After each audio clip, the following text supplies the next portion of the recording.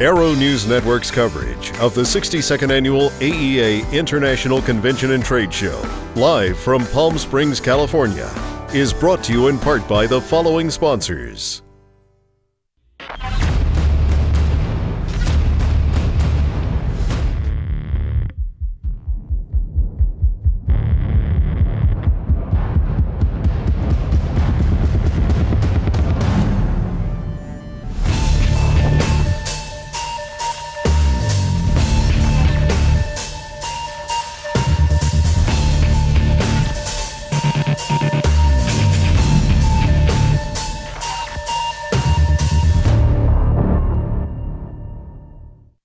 It's called Airtext Plus. The mobile office is now a true, cost-effective win-win reality because being available and part of the communication chain keeps you in control. Visit us at www.airtext.aero for more information and get started staying in touch today.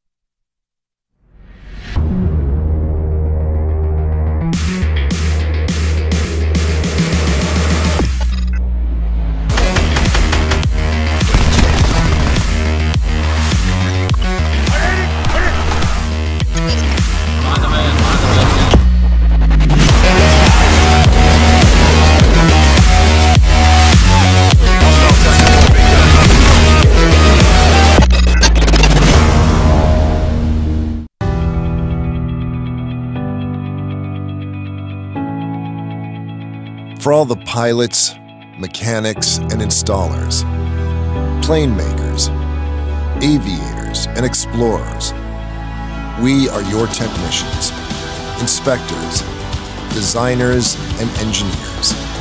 Your right seat, your compass, your base. So rock your wings, slice the horizon, set your own course. Know that we'll be there. Our expertise reflected in each instrument we rebuild or repair. In the products we design, reimagine, and invent. We certify and test, evaluate and inspect. In the power we harness from tip to tail, we connect you and protect you. So blaze your own trail, because our people, our products, our promise flies with you. We are Mid-Continent Instruments and Avionics. It's who we are. It's what we do.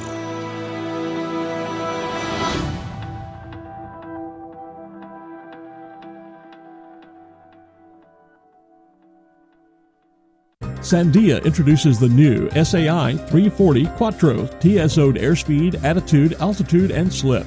With integral backup battery, safety never looked so good. See it now at www.sandia.aero. Build and fly with the most exciting line of kit aircraft on the market, the Sonex Aircraft B models. The B models offer more room and comfort, more fuel, more panel space, more engine choices, and the same great Sonex Aircraft flight characteristics. Learn more at sonexaircraft.com. Based on the popular Sling 2 LSA, the Sling 4 was designed to be the most practical and desirable lightweight four-place experimental aircraft on the market. Find out more about this 115 horsepower turbocharged airplane at airplanefactory.com. There's a difference between charting a steady course and pushing for the ceiling. And for nearly a century, Hartzell Propeller has been defining that difference. It's in our passion for engineering and research and our dedication to testing the limits of performance. We are built on honor. We are Hartzell Propeller. Concorde's recombinant gas RG series sealed battery technology produces a high-performance battery with the advantages of being pre-tested and fully charged at the factory. Find out more about Concorde's entire line of batteries at www.concordebattery.com.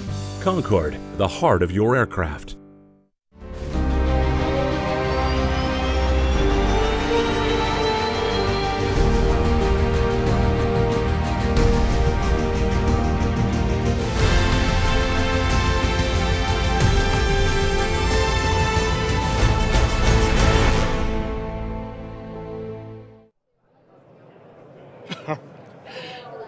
Good afternoon, everyone. We are back. It's our 11th year of live streaming, the 62nd annual AEA convention and trade show. It's been an interesting couple of days just getting out here. If you've ever had to do the airline route into LAX to Palm Springs and run here and run there and so forth, you know what we're talking about. We're going to get right off to a pretty good start here. We've had a jam-packed MPI yesterday with a lot of announcements, a lot of news, and frankly, some companies waking up and doing some pretty exciting things. But let's start off with a really strong lead. Nancy Walker, Chief Commercial Officer of the SmartSky Networks. Welcome to Aero-News, welcome to AEA. Tell us what's new at SmartSky. Well, first of all, thank you for having me here and showcasing SmartSky. Really appreciate that. So what's new is this is the year. This is the year that we're going to launch. We've going to flip the switch and have everything rolling. If you've been following us, we've had a lot of news lately between fundraising, raised another $104 million recently, had an STC on a G550 announced, had an STC today announced on a 135, 145 Embraer with one of our partners. So a lot of exciting things happening as we get ready to enter into service this year. This has not been a short path. These are massive projects, a tremendous amount of things need to be done. The technology is, what they call it, rocket surgery. Yeah. It's way up there. What is it taking you to get here? Well, it's taken us longer than we wanted it to, and always does. It always does in this industry. That's not unusual. So we know that will happen again to someone else, not to us. Yes. We've paid our dues. Taken us over 100 patents to get here, and a lot of hard work. I describe it as right now we're just out slopping through the mud, getting the towers modified the way we need them to, and getting everything ready to go. So it's a well-orchestrated dance between the STCs, the partners, the towers, so very exciting. Well, the obvious question when you come out to a floor like this, where you've got a number of people competing within the quote-unquote data communication space, what is it that distinguishes SmartSky from Joe Blow competitor? Okay. Or Joe Blow competitor. Okay. And that's a really good question. I've worked in connectivity for a long time, and I joined SmartSky about 7 months ago. And what I really loved about SmartSky was their technology, and we're addressing a niche in the market that hasn't been addressed before. We have a very low latency, high throughput, both to and from the aircraft, things that you don't normally see in connectivity, which allows us to address a part of the market that's never been addressed before.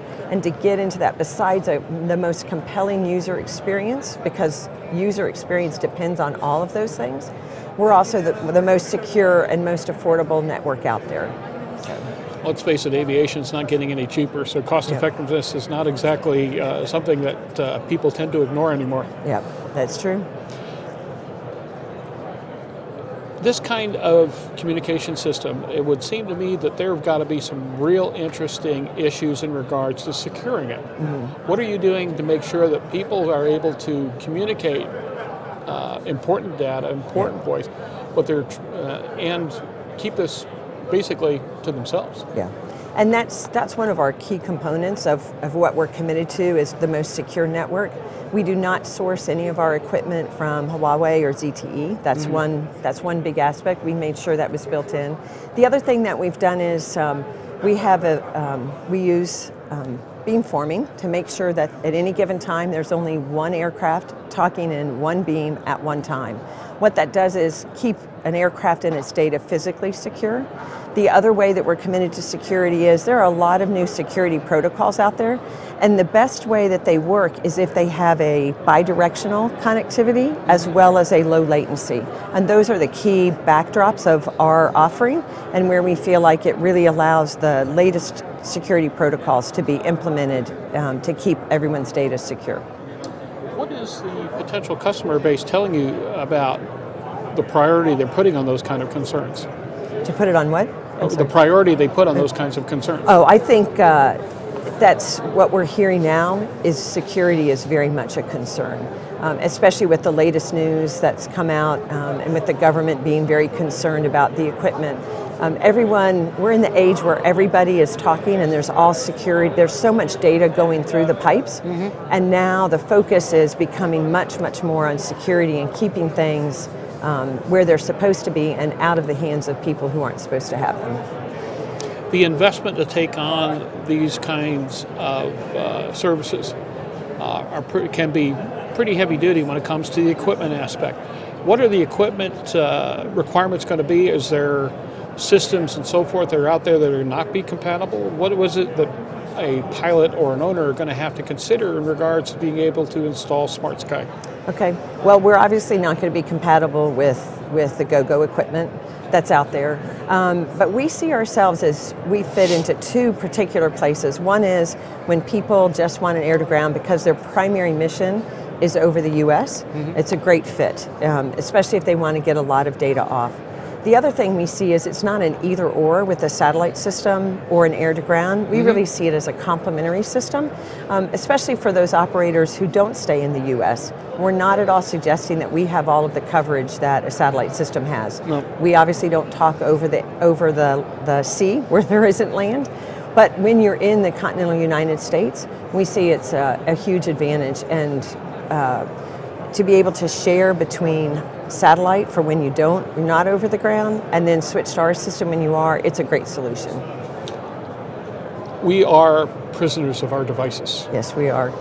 I mean, my iPhone, my iPad, and whatever's going to be surgically implanted next year. What devices are going to be able to take advantage of SmartSky? Is there anything out there that's pretty much off the table, or you're looking at just making sure we're connected? Making sure that we're connected. It's not just about passengers and their peds, it's also about IoT applications. And so because our pipe is so unique and you can get real-time data off so quickly, we're making sure that it's compatible with a wide variety of current devices as well as those that may be implanted in the next year. I'll tell you what, you look at just how dependent we've become on our devices, and it was funny, I was crewing on a CJ a couple of days ago, and we get up to altitude, get everything settled down, and the first thing we're doing is we're on laptops and iPhones and iPads and catching up and where we've got to go, and here's our fuel order and the whole bit. And it's amazing the capabilities that such systems bring now. Yeah, and that's one of the things we hear frequently in our customer demo flights, is people will tell them it's going to be fast. We'll suggest they have large files to try and offload, which is typically very difficult to do. And when they first get connected, they'll look at us and they'll go, we knew it was fast, but we didn't know it was that fast. As soon as they're connected to the SSID, they start getting text messages, emails, everything. And they said oftentimes it's better than what's in their house or in their office. One of the things your people are kind enough to brief me on was the fact that while some other systems are shying away from devices or programs that are pretty heavy data users, you guys are taking on gaming. I mean, seriously, are you out of your mind? No. And that's what's really interesting is people are concerned now about, gosh, if we can do all that, how much data can we really use? And gaming is something that we demonstrated at NBAA this year, and we're continuing to do test flights and demos on it. We had Fortnite, so online gaming, real-time, multiplayer, and I'm not a gamer, so I had to ask when they said, man, there were a lot of frags. You get more frags. I'm going, what? But it was easy for them. Sounds nasty. It does, doesn't it? But they knew where their opponent was. There wasn't this long wait, and then they're shooting here and their opponent's over there because of the latency. And that's something that we're seeing more and more interest in, is the gaming. And with our low latency and the high data off, it's something that we uniquely can support. This I gotta see. It's all right. This I definitely gotta see, because to me it is so surreal to be climbing into a cockpit, doing whichever you need to do, being able to phone home, being able to check on what's going on. You got your text message, you got your fuel order, you found out where the really good barbecue place is, so forth and so on. But gaming, really, it's amazing. You have to swing by the booth, and then we'll have to get you up and have you give it a whirl. Sounds like a plan. We'll definitely have to do that. Get a crew up and see what's happening under the circumstances. So the obvious question is, where do you go from here? Well, we're very excited. International has been on our radar, something that we're looking at. We also are trying to look at taking advantage of the data that you can get through our system. And we believe that there's a lot that can be done to improve operations, cost effectiveness, but we are incredibly laser beam focused on getting the network delivered this year, because this is the year. This is our year. I can imagine. So where are we likely to see SmartSky implementations first? Well, we had a recent announcement that Jet Suite X is a commercial airline operating out in the California, Nevada area. No small potatoes there. No small potatoes. Very excited about that, and they'll be standing up by the end of this year in the fall. So very excited about that. We are rolling out. We're tending to be a little bit more east to west, although we are building out simultaneously. By the end of this year, we'll be full CONUS. By the end of June, we'll be around 75 to 80% of the flight hours covered in the United States. So it's coming. It's right around the corner. Oh my. Yeah. I know this is a really awful question to ask, but if you can encapsulate what it's taken you to get to this point, just the overview of how much, how long, how many, people have to realize that projects like this are massive. Yeah. And if they're going, well, it didn't get done yesterday. Well, yeah, what did? Yeah. Yeah, and that's what, when you step back and you look at all of the patents that we patented things that maybe didn't even work well. We learned so much along the way. We just raised you learn more from what doesn't work than what does. Absolutely, that's the way it is in life. Success teaches you nothing. It's all your failures that teach you. And so if you look at that and the dedication of the team, that was the other thing that drew me to SmartSky, was the integrity of the team and how hard they work. They're still continuing to be fully committed. We've raised just recently $104 million. It brings it up to $350 million, and we're still what we believe the most capital efficient network out there. So it's taken a lot of blood, sweat, and tears, a lot of money and time, but we're there. We're there this year.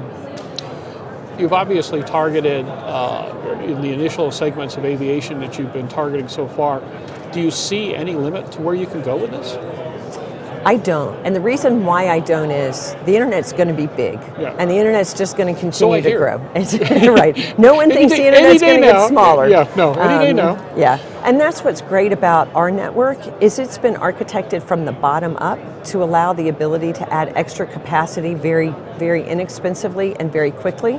Should there come a time in 5 years when everyone has something implanted, they're going to need more. We have the capacity we won't be a victim of our own success. And we architected it that way from the ground up. It's been fun watching this industry in particular. I'm a veteran of the X Prize community. I was one of the guys who worked with Peter Diamandis to get the first commercial or non-governmental space flights in gear and things of that nature. So you have a tendency to recognize early on who are the disruptors, and that the word disruption is anything but a dirty word. It's what you use to denote the people you should watch. And from everything I've seen so far, you're being very disruptive. And good on you for that. You gotta like it. Thank you. We absolutely do. It's the thoughts, just the thought leadership, the forward thinkingness, the ability to see things that aren't there and then make them come true has been just awesome in the SmartSky team. I couldn't be happier to be part of it.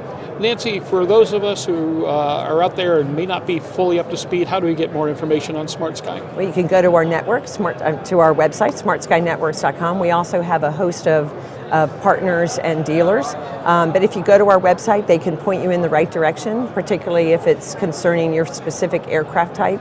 That's a good place to start. And then it's our dealers and partners who really will get you hooked up. All righty.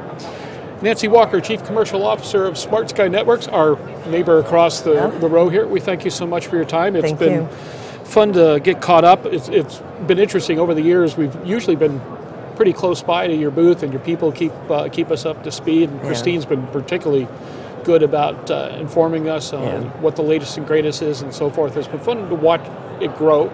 I'm really excited to see what you do this year. Great. We are too. It's going to be the year. Come on back next year and give me a full report. All right, sure will. All right, thank you so much. All right, thanks. Alrighty, folks, you are with us at the 60-second annual AEA Convention and Trade Show in Palm Springs Convention Center, Palm Springs, California.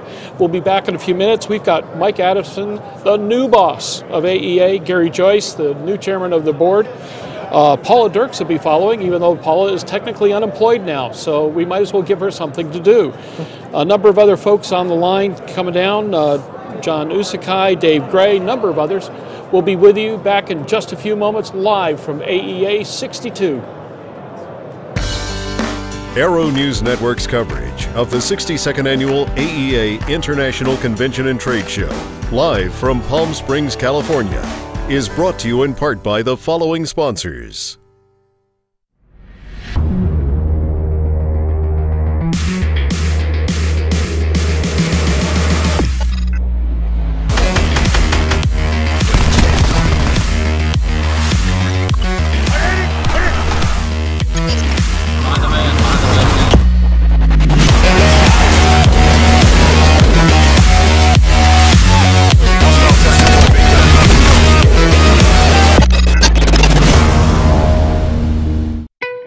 There's a difference between charting a steady course and pushing for the ceiling.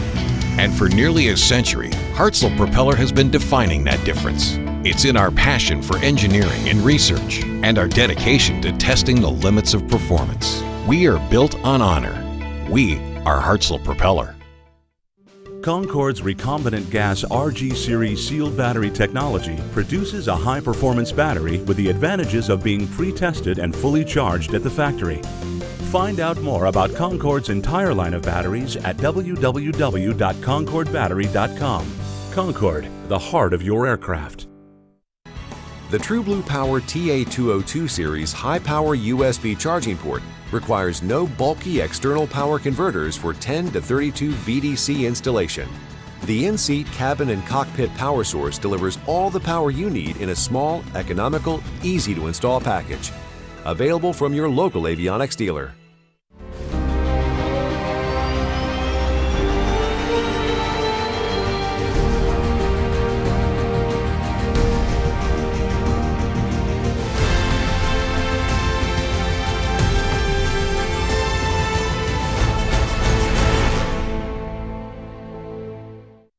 It's called Airtext Plus.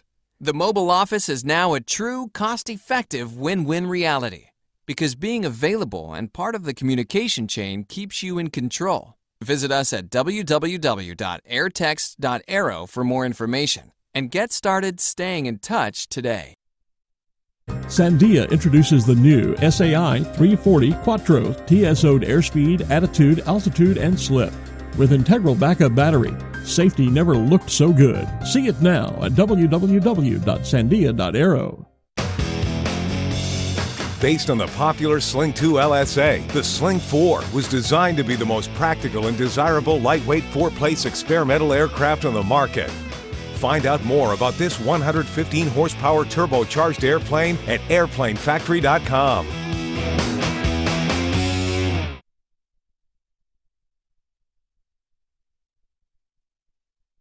The dream is real, a truly affordable personal jet aircraft. The Subsonics Personal Jet Kit is priced at only $42,000. Kit plus engine is still under $100K. Add instruments, upholstery, and paint and you're flying. It's time to put your money where your bucket list is. Learn more at sonicsaircraft.com.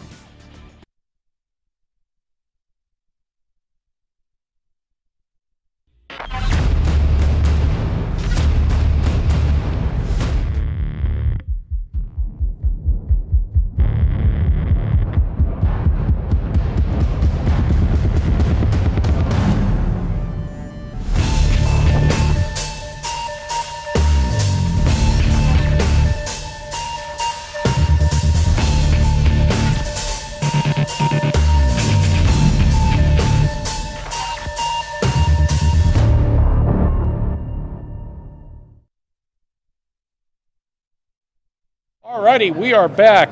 Got off to a good start here a few moments ago with Nancy Walker of SmartSky Networks. But let's get down to the brass tacks of AEA. There's been some changes, big changes. I am pleased to welcome Mike Adamson, the new boss. Thank you. Very much unlike the old boss, Bill. And Gary Joyce, who joins us as the chairman of the board. Absolutely. Let's start with the chairman of the board. It's so much more impressive title, don't you think? I think it is, yeah. How they talk you into this gig? Oh, I don't know. Been on the board for quite a few years now. Certainly recall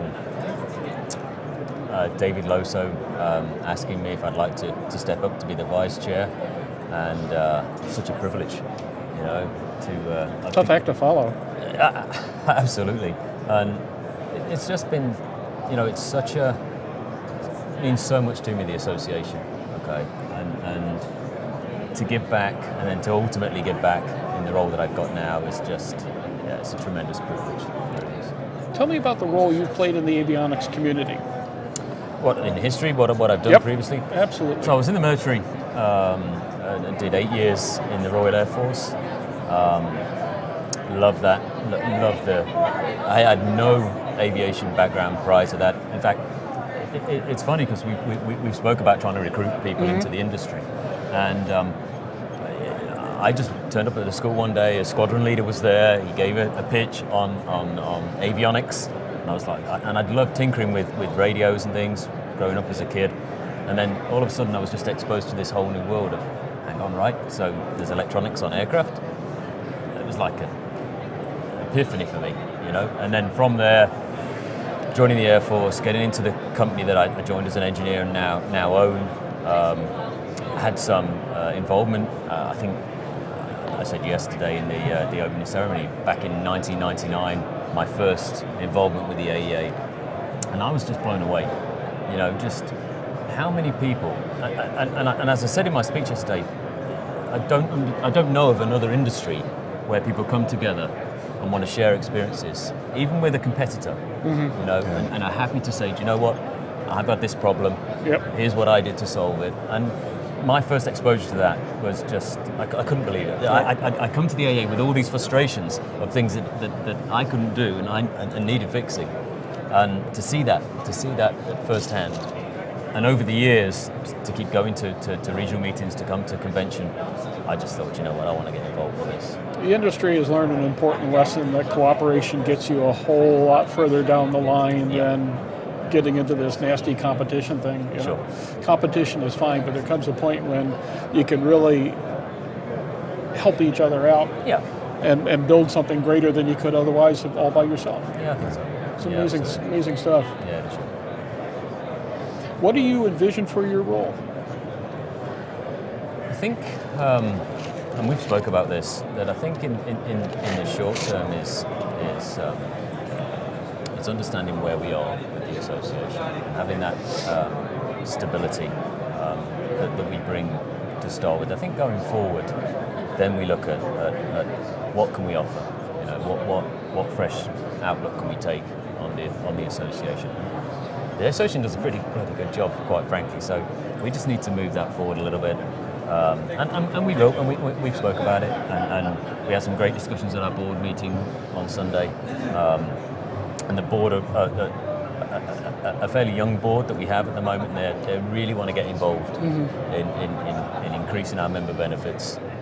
So yeah, fantastic. And I think that's what I want to take. I certainly didn't want to come onto the chairman's position just to sit there and do my time. I certainly want to progress and grow. You've got kind of a double-edged sword to deal with here, because from our observation, Aero-News has always kind of told it like it is, and sometimes that gets us in trouble and all, but ultimately we get to see who does and who does not walk the walk and so forth. And we've watched AEA over the course of 2 decades do extraordinary things with a surprisingly small staff, all things considered, and do just amazing work. So you have a very well-run, well-organized system in place that you not only have to maintain, but now you've got to try to put your own style and your own mission on it, and try to do something different to the extent of trying to do it better. Tough job. Tough job. I think so, but I think we're both ready for that challenge, right? Absolutely, yeah. Mike, let me ask you this. Very few organizations have had the kind of change in leadership. I mean, there have been, what, 3 That's correct. presidents That's of right. AE up till now. It's been heretofore a family organization, Right. so you've stepped into that interesting little riddle, and we've seen in a couple of other associations where that's not going so well. As Paula made it clear that it was time to retire, and as it became clear to you that you were going to be taking the reins, what was that transition like? What was it that transpired to make this the right decision for you? Well, I think it started the day I started. So, you know, we've worked together for 20 years, and I can't tell you I was thinking of the presidency position on day one, but I certainly followed her model and learned from her along the way. She's a fantastic mentor. She knows everybody. She's so knowledgeable about the business, willing to share. So that all has made this transition as smooth as possible. At least it feels that way to me. Hopefully that's visible to the members and you know, to the industry. She is a prime example of what to do, and I've paid close attention over the last 20 years. So I really think that's what's made it easy, is just continuing her legacy of success and making sure we continue to do what we're doing well and explore the new areas that we get feedback from our members to go tackle new things. And so we've got great leadership on the board. It'll make it pretty easy for us.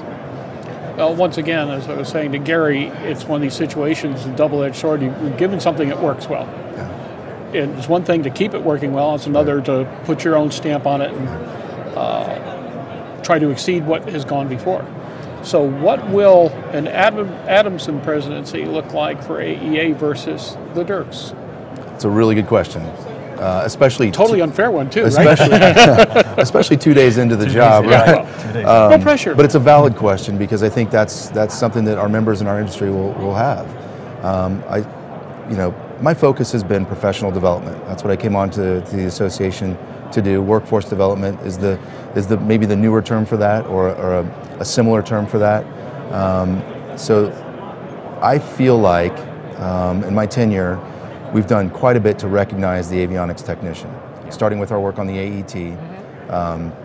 Most certainly the recent recognition from the FAA as its formal training for the repairman certificate, which we briefed on.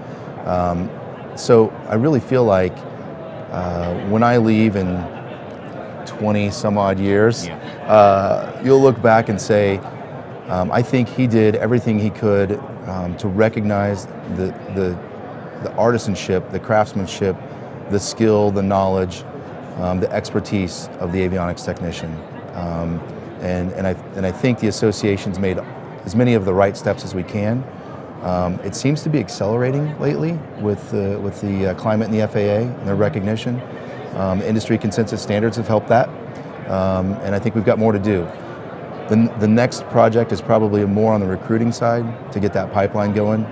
We've got some things in work, obviously, but I would hope that the industry would feel like that's where I left my mark. For both of you, where do you see the hazards? Where do you see the roadblocks? What are the things that concern you the most in regards to the future of the avionics industry, and more important, to AEA's role? I think, as Mike just said, I think most definitely the pipeline of technicians coming through.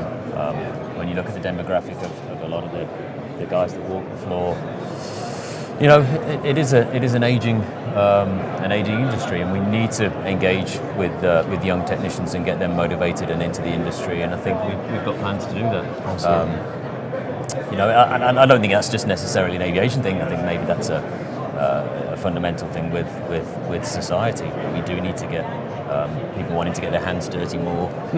But you know, we know that that's what we need to do. So I say that's definitely one of the hazards that the industry has going forward. I don't know, Mike, you think that there's more that we talk all the time. There's more that we want to do.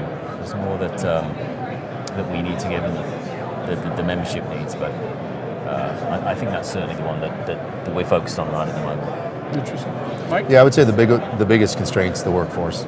Certainly that. If we're limiting our ability to install equipment because we don't have the technicians to do it, that's a concern. It's going to be a concern for everybody on this floor, for sure. So definitely that. I will say, I think the regulatory climate is actually helping us in a sense. The shift in the philosophy, our efforts with the regulatory affairs has certainly helped some of those things. Bringing new products into the market and getting those products into airplanes, I think is something you would probably expect us to say a few years ago, and I wouldn't say that today. There's still hurdles to clear. Competition from other industries and how we fit into that space. So when you think of all of the things we've talked about, urban air mobility, drones, all of those things, those are aircraft and those are electronic. How do we put our arms around it? You know, and that's something we'll be focused on.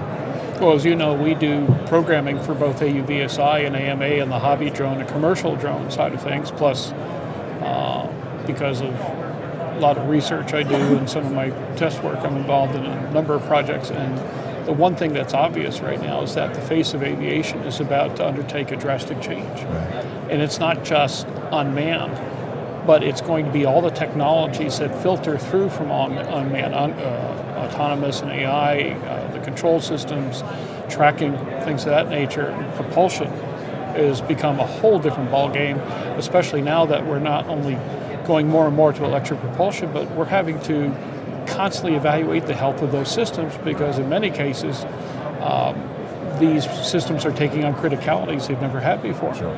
So especially in the rotorcraft area.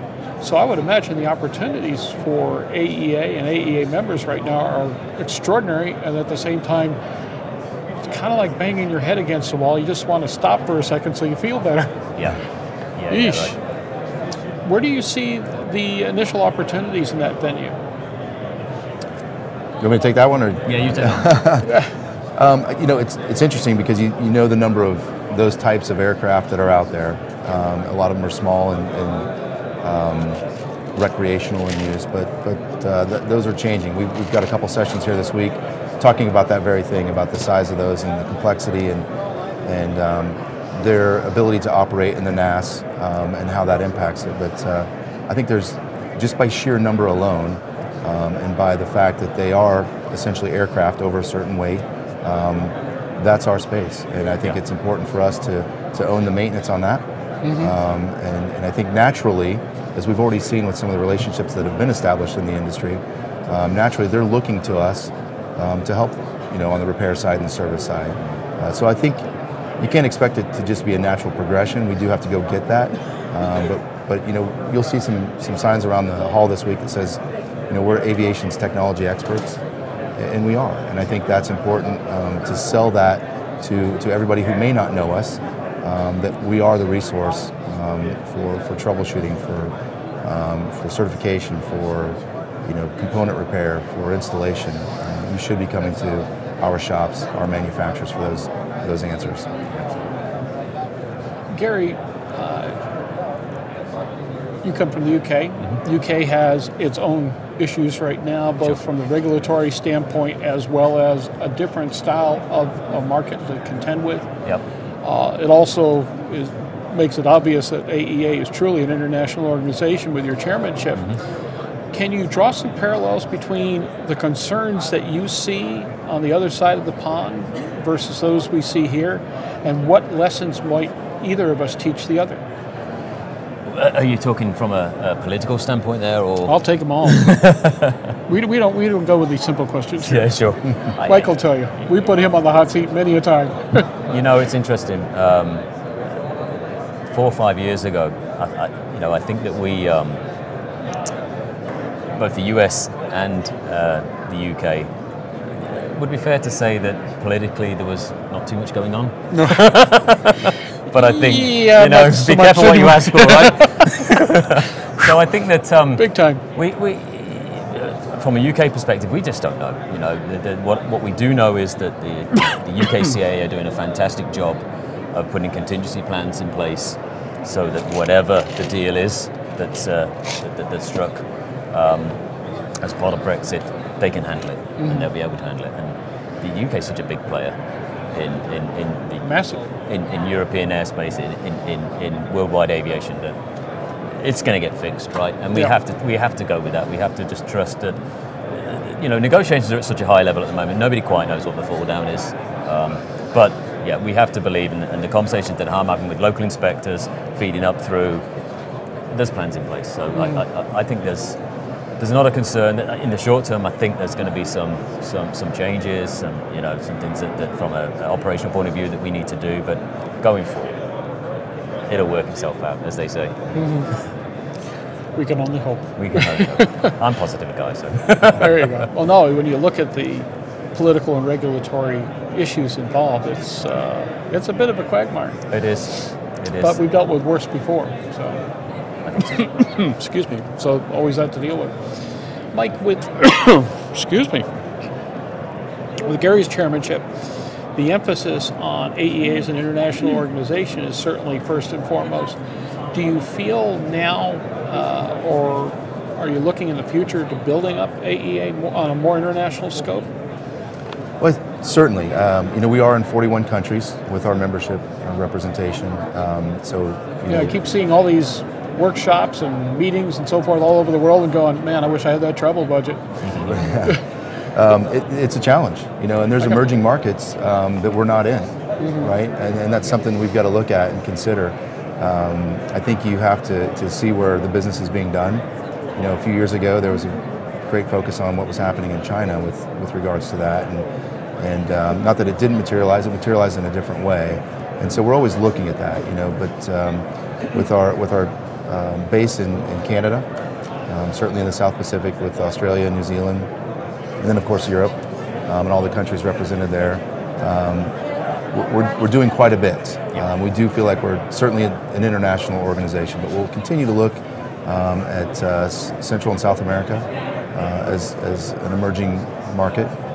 We had a meeting there recently in Colombia with quite a good attendance talking about the focus of ADSB and the mandate down there. So we're going to continue to explore. The great thing is from a regulatory perspective, we have a tremendous resource that knows all of the regulatory bodies, has relationships with all of them, and seemingly knows all of the rules in all of those different regions. So from that standpoint, which is oftentimes your foot in the door, we're in great shape. Bringing exhibits and training to those markets is something we can pretty easily do. We've demonstrated that before. So I can't tell you what the next region will be. We'll obviously keep our eyes focused on where we need to be and listen to our members and see where there's interest and go after that. But I feel like we're in good shape, even with a small staff, to expand globally. Absolutely. And I think that notwithstanding the whole Brexit thing that's going on, there's a real push for harmonisation across all of the regulatory authorities. So it does make life a bit easier for us that when we train, it fits worldwide, right? So I think that's a big, and as you say, Rick Perry, he helps so much with that. He's such a fantastic resource for us. Mr. Regulation. He is Mr. Regulation. Yeah, absolutely. Mr. Politics, actually, of course. You can ask him about that. Yeah. Boy, I'll tell you what, you want to know what's going on in the Puzzle Palace, he's the man. It's extraordinary. He not only knows who's doing what and how often and where they are and so forth and so on, but what they had for breakfast. He's on top of it. It's kind of fun to watch somebody who's embraced what is otherwise an unpopular topic and just become so expert on it, and then as a result is able to really break through log jams. And not only that, but he can train on it as well. Right? He understands it all, but he can pass that knowledge on. Well, we get these calls every now and then when it comes to an avionics topic. It gets into something arcane. We just, what's Rick's number again? Just pass it on out, because the only guy you really want to consult on that, because end all be all. It works out pretty well in that regard. The current attitude on the part of the FAA, both under Mike Huerta, was kind of a breath of fresh air in a couple areas and not so much in others. It's been carried through somewhat by Mr. Elwell. I thought overall he's acquitted himself fairly well.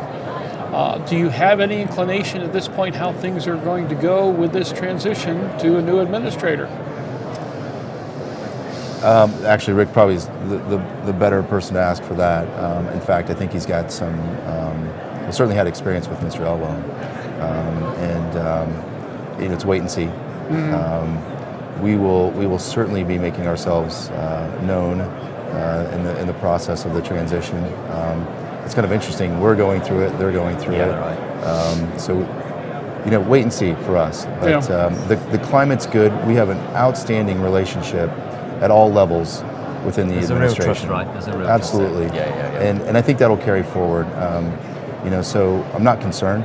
Certainly, I do think there's been some progress as things have shifted. The philosophies, we talked about that yesterday, the philosophies have shifted. We're well positioned to keep those things going. I think there might be some concern with the recent events. I think that's a distinct possibility. They've got their work cut out for them. They do. And the crazy part is, whatever the real job is, media and public perception are only going to triple the complexity of what's coming, because the amount of misinformation out there right now is beyond belief. Right. And we'll be monitoring that, helping to maybe clear the air on that to some degree. But we'll be focused on it, because if it impacts anything along the way, certification of products or installation of products, we've made so much progress to this point. And I think that's evidence in this exhibit hall with all the new products that are coming out. We don't want to stymie any of that with the momentum in the retrofit market. So we'll be focused on it. At the same time, these calls from the Insta-pundits for criminal investigation and deep dives on the part of regulatory organizations in regards to how things have done about problems that are perceived and not necessarily real, certainly has to hit at everybody who's currently comfortable or at least knowledgeable of the regulatory environment they have to work in now, but have projects on the horizon, and they're wondering year or 2, 3 from now just what's going to impact them in regards to a change in regulatory climate that may come out of the hysteria for do something, not necessarily the right thing, but do something. Well, and isn't that the world we live in now? It is. It's just the natural reaction to anything that happens. Yeah. It's this frenzied that darn media focus. We're all part of it, but really, and it's unfortunate, because I think there's probably some due diligence that has to happen there, some research and some exploration of all the things that have happened. But let's not jump to conclusions. And I think oftentimes that creates clickbait. That creates misinformation that gets you to read something that seemingly makes news that day, but isn't necessarily accurate. Yeah. And I think it's incumbent upon us as an association and as a news organization to our members to make sure we're sharing the right information and helping them, understand the situation, be educated, and not be concerned right off the bat of any immediate impact. Not saying there won't be. I'm just saying, let's take a step back, let the experts do their work, and draw a conclusion from that, and see if we can help them along the way.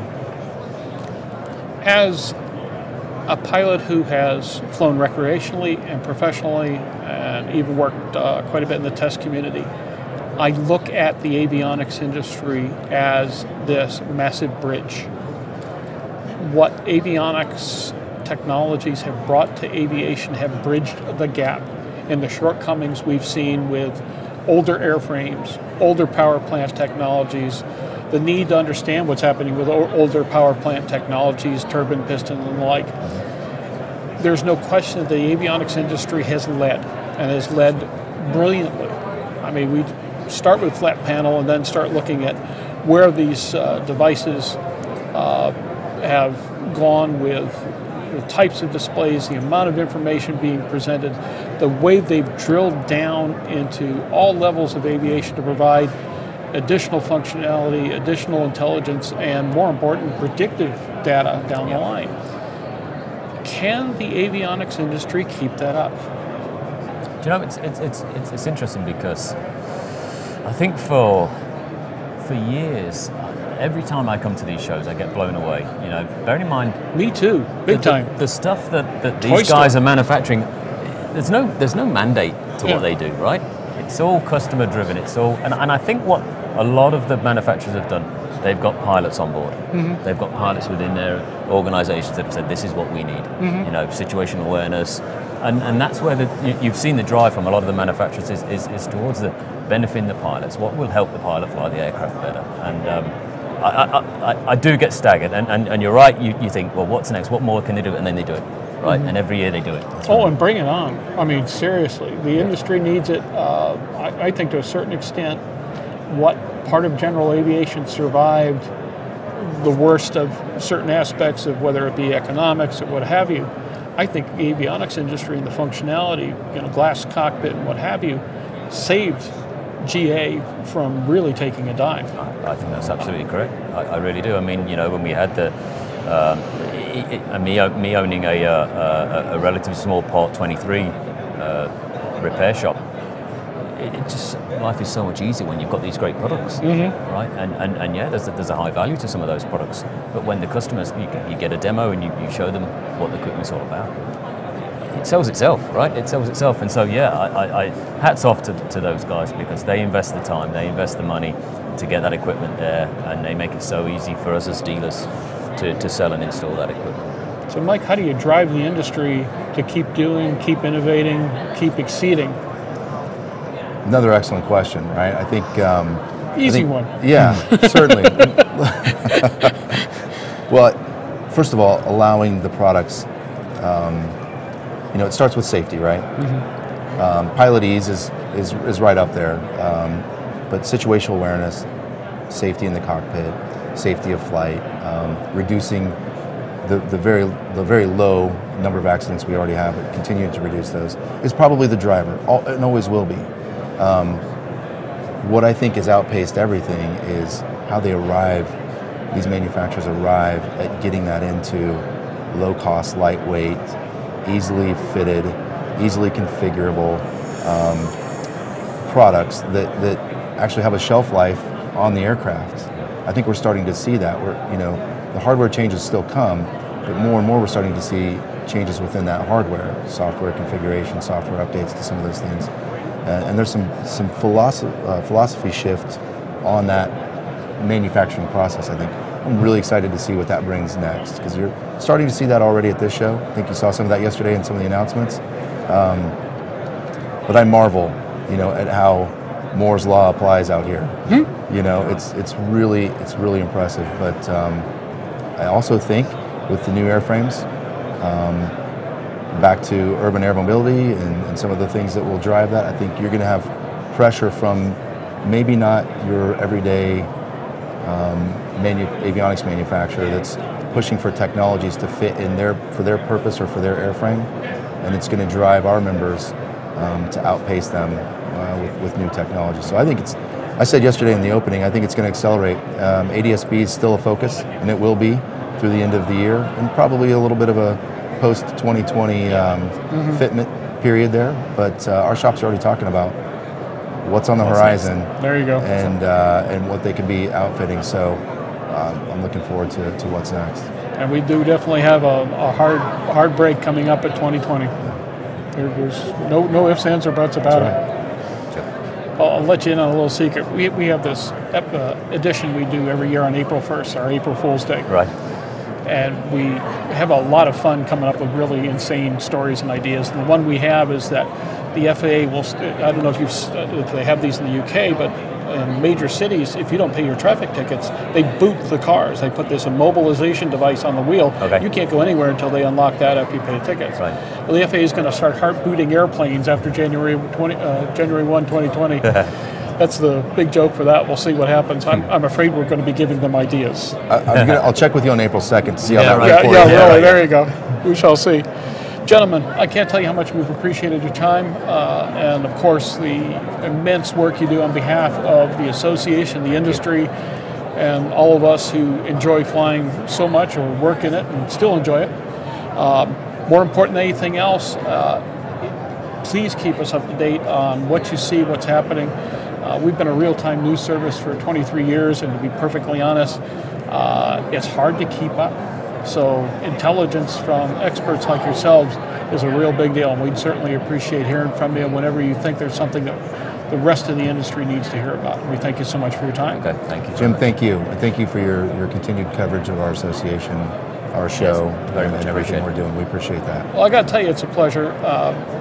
We've said it time and time again. We think AEA may be, if not the best, but certainly one of the best run associations we work with. And we know this from working with you year after year after year, and bothering Jeff and bothering Aaron and bothering Paula and we bothered everybody. Yeah. But you guys get it done. And in the long run in aviation, isn't that job one? So, Thank you very appreciate much. it. Gary, thank you. Lovely, thank you. Mike, thank you. Thank you. Alrighty, folks, we're going to take a hard break. We've got Paula Derks on deck. Paula is now unemployed, so at this stage of the game, we've got to give her something to do for a little while, because at this stage of the game, she's got nothing but retirement to look forward to. What a concept. We are at the 62nd Annual AEA Convention and Trade Show at the Palm Springs Convention Center in Palm Springs, California. We'll be back with you in 4 or 5 minutes. We look forward to bringing you even more from AEA 2019. See you in a minute. Aero-News Network's coverage of the 62nd Annual AEA International Convention and Trade Show, live from Palm Springs, California, is brought to you in part by the following sponsors.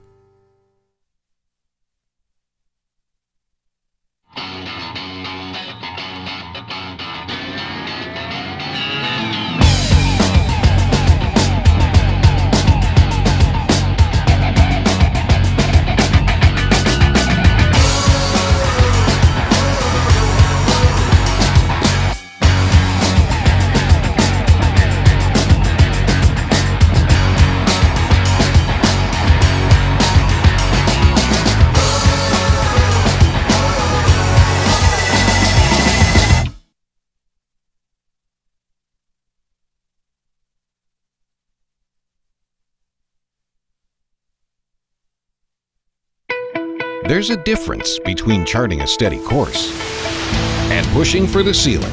And for nearly a century, Hartzell Propeller has been defining that difference. It's in our passion for engineering and research and our dedication to testing the limits of performance. We are built on honor. We are Hartzell Propeller.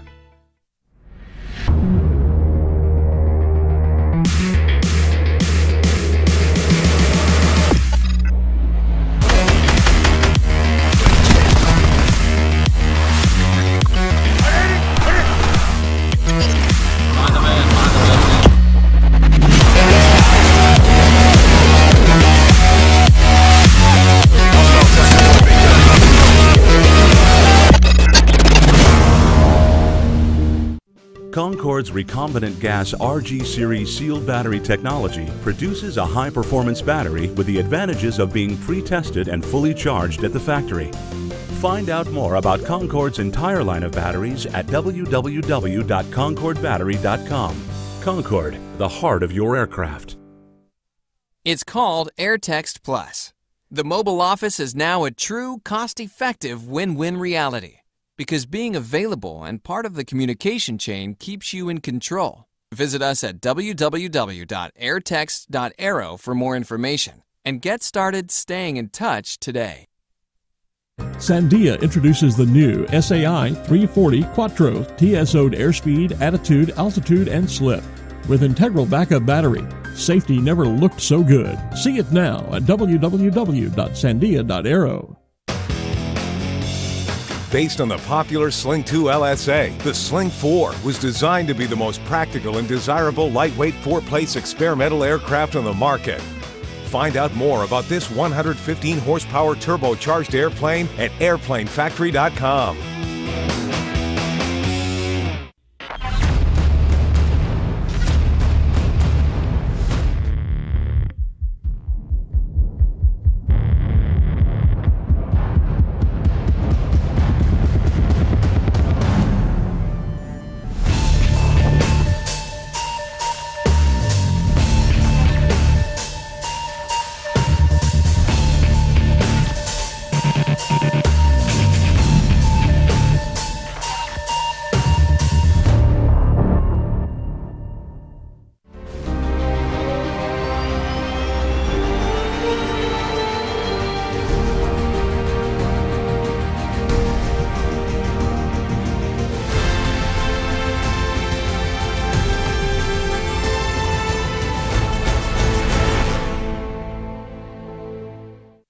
Build and fly with the most exciting line of kit aircraft on the market, the Sonex Aircraft B models. The B models offer more room and comfort, more fuel, more panel space, more engine choices, and the same great Sonex Aircraft flight characteristics. Learn more at sonexaircraft.com. Alrighty, folks, we are back. It's been an interesting morning. We started out with Nancy Walker, Chief Commercial Officer of SmartSky. We then segued to Mike Adamson, who has a new job you may have heard of. And then, of course, Gary Joyce, AEA's new chairman of the board from the other side of the pond. But here we go. Yep. Paula, you're unemployed. What are you going to do with yourself? I know. You know, my pat answer is whatever the heck that I feel like doing. After 40 years of being on a tight schedule and trying to keep organized and meet flight schedules and meetings, not to say it's not going to be an adjustment. It will be an adjustment, but it will be pretty nice just being on your own schedule and doing exactly what I want to do on any particular day. So, yeah, some travel for fun, fun travel, and I'm still somewhat will be associated with the industry, the aviation industry a bit. I'm on an aeronautical commissioner for the local municipal airport in my community. And of course, I live 10 to 15 minutes from AEA headquarters in a suburb of Kansas City. So you can't escape that easily? Cannot escape that easily. I'll keep in touch with the staff, of course. They've obviously become friends over the years. So I'm going to keep busy, but just friends by now, don't you think? Oh yes, absolutely. That's the thing I've noticed amongst everybody. It's just been a really familial attitude amongst the whole crew. It is, yeah, and really not just within the staff itself, but within the community, the avionics community. You see competitors having lunch together, or in each other's booths, you know, catching up, and I think that's the secret sauce of the association over the years, is that everyone, for the most part, has a mutual respect for one another and have become friends over the years. It cracks me up, but what's funny is that half of these people have worked for the other half at one time or another as well. Right, absolutely. It's a very commingled, Yes. or inbred organization, as the case may be. Right, there could be some truth to that as well. Oh, it's funny to watch just... You run into somebody, you're with, okay. Yeah, the new logo on my corporate bring shirt. Me up to date, quick. Exactly. I think I'm probably one of the very rare ones that have spent 40 years at the same organization. Interesting. 40 years. I didn't even think about that. Yes. It's been, Aero-News is just at 23 years old. We've been coming to the AEA conventions for about as long. We've been doing the live streaming for 11 years, about half that time. We have watched your organization grow, meet some really interesting challenges at various times, but we've always been somewhat amazed that what is technically a pretty small organization covered so much, did so much, and cut such a swath through all of aviation as did AEA. Pretty extraordinary, and I realize Monty set quite a mission for you. Talk about the shoes to fill. Yes. And let's face it, just more than anything else, just following him was a trip and a half, because let's face it, he was a trip and a half. He was. But what is it that made AEA work? Well, I owe a lot of my success to my father, Monty Mitchell. While he was not the founder of the association, that was Chuck Peacock and a handful of avionics shop owners back in 1957 who decided we need a more powerful voice in our support with the manufacturers. And that's how the AEA was formed. It was, for the first couple of years, it was truly just an association of avionics repair stations trying to unite together to open up better communications and lines of support with the manufacturers whose products they were selling. And their mission was accomplished, and then over the years it kept growing. But from 57 until 77, so for 20 years, it was a volunteer-led organization. Member companies throughout the United States would volunteer to host the conventions and the meetings. And it grew to the point where they said, hey, we need a paid staff. And that's where my father, who had been in the aviation industry for many years at that point, always in sales and marketing. They tapped him and hired him as the first executive director, and I was in college at the time trying to earn a degree in public relations and journalism, and when I graduated college, I went right to work for him running Avionics News, our monthly publication, and we grew the association together.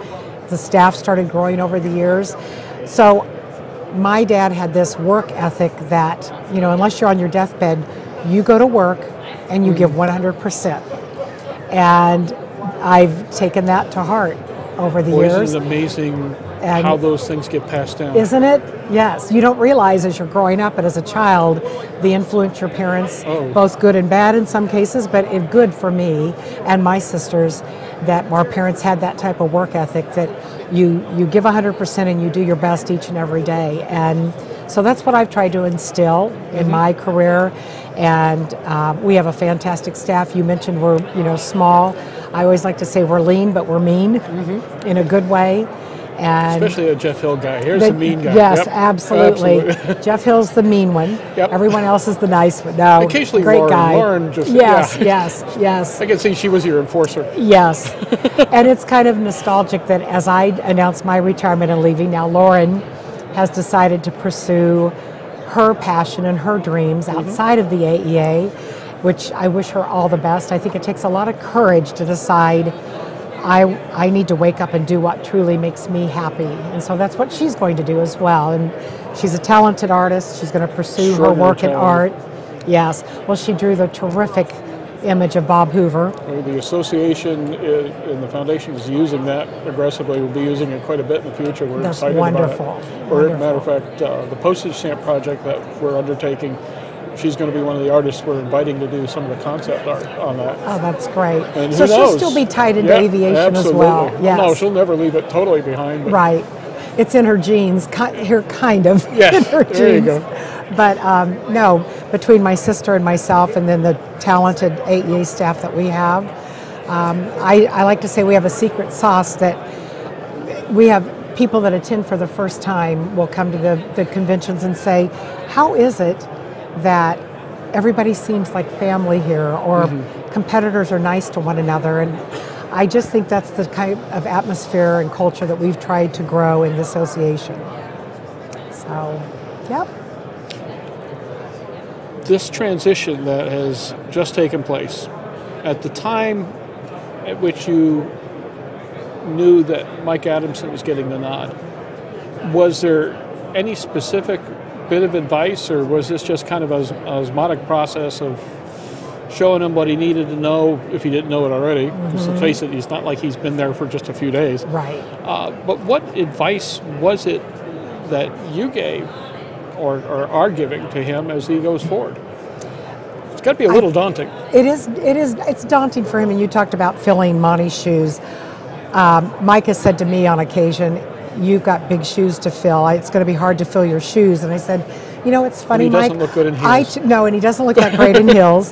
But I said it's funny because people would tell me that when I became president, when I was hired by the board of directors to carry on after my father announced his retirement, I said I felt like I had big shoes to fill as well, but I took that as a challenge. And you should take that as the same way. Take it as your own personal challenge that you're not only going to fill my shoes, you're going to go above and beyond filling my shoes. I have every confidence in him leading the association from here out. And yes, he's been with us 20 years, so I think it's going to be a very smooth transition. I don't think members will really notice a huge difference in the services and the benefits and the products that we bring to them each and every day. And the industry could not ask for a more capable person to take over the reins of the association. Well, when we heard originally what the choice was, we just, duh. Yeah, right, made perfect sense. Yeah, and it seemed like, that's just such a natural, but he worked his hiney off to get to this point and worked to win the job. If you had the opportunity to specify what it was that you thought was yours or AEA's best moments throughout the last few decades, what would they be? Wow. Well, probably the one that is most memorable for me is when my father and a lot of the other trade association alphabet groups in the aviation industry worked so hard up on Capitol Hill to get the 18-year statute of repose legislation passed. And my father was one of those invited to the White House when President Bill Clinton signed into law the 18-year statute of repose, helping ease the threat of lawsuits against airframe manufacturers. And if you'll recall, that really helped kickstart again the assembly lines of airframe manufacturing and gave the industry a much needed boost at the time to get back going and building our industry back. So that is probably a very significant milestone that I will never forget. The excitement of we worked so hard to get to that point, and then the final glorified moment of Monty being in the White House along with other trade associations watching the president sign that into law was amazing. I also think probably when, under my watch, when we moved from a corporate office park, office building, doing our business from that office into building our own large state-of-the-art world-class facility headquarters with a training classroom that is devoted to training. It's a great facility. Right, not just current avionics technicians, but we train a lot of future aviation technicians as well in that training classroom. So that was a milestone that I'm very proud of, that we were able to build the association to the point where we could build this type of a training facility and large headquarters facility, where we not only offer our own training, but we do a lot of industry events there as well, whether it be FAA forums, industry forums, regulatory forums. Manufacturers will use the facility for their own training needs, and that was a very growth point in my career as well, is moving into those facilities. Paula, let's take a short break for a moment. All right. Lauren prepared a farewell video that I thought was extremely well done. It was surprise to and me. A lot of fun as well, featuring a whole number of interesting personnel from throughout the years. Yes. So we're going to take a break and look at that for a few moments. Nathan, take that away, and we'll come back with you here in just a few moments after we watch this particular video. And this was Lauren Garcia's project. Yes.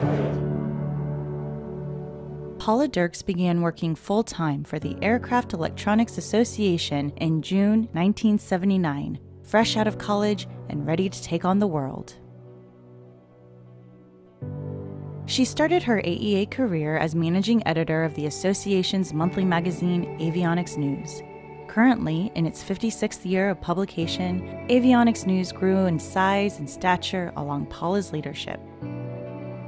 A few years later, Paula was promoted to Director of Communications, a role that allowed her more travel opportunities to meet members at various industry events and AEA meetings.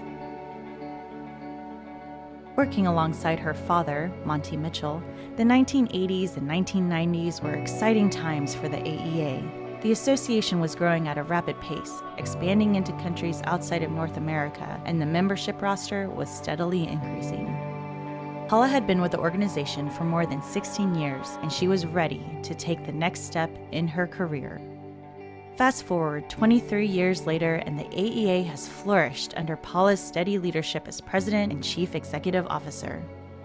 With nearly 1,300 member companies in more than 40 countries around the world, the AEA has added new benefits and services, opened a full-time office in Washington, D.C., hired regulatory consultants in Europe, Canada, and the South Pacific, and built a state-of-the-art headquarters office with a training facility in a suburb of Kansas City, Missouri. And today, the AEA is leading the way when it comes to training the next generation of avionics technicians. As Paula begins a new life after retirement, the AEA is eternally grateful for her leadership during more than 40 years of service to the organization. Okay, Paula, it's my job to talk you out of retiring. Paula who? Hi, Paula. Hi, Paula. Paula, it's great to hear that you're retiring and going to places that are a lot of fun.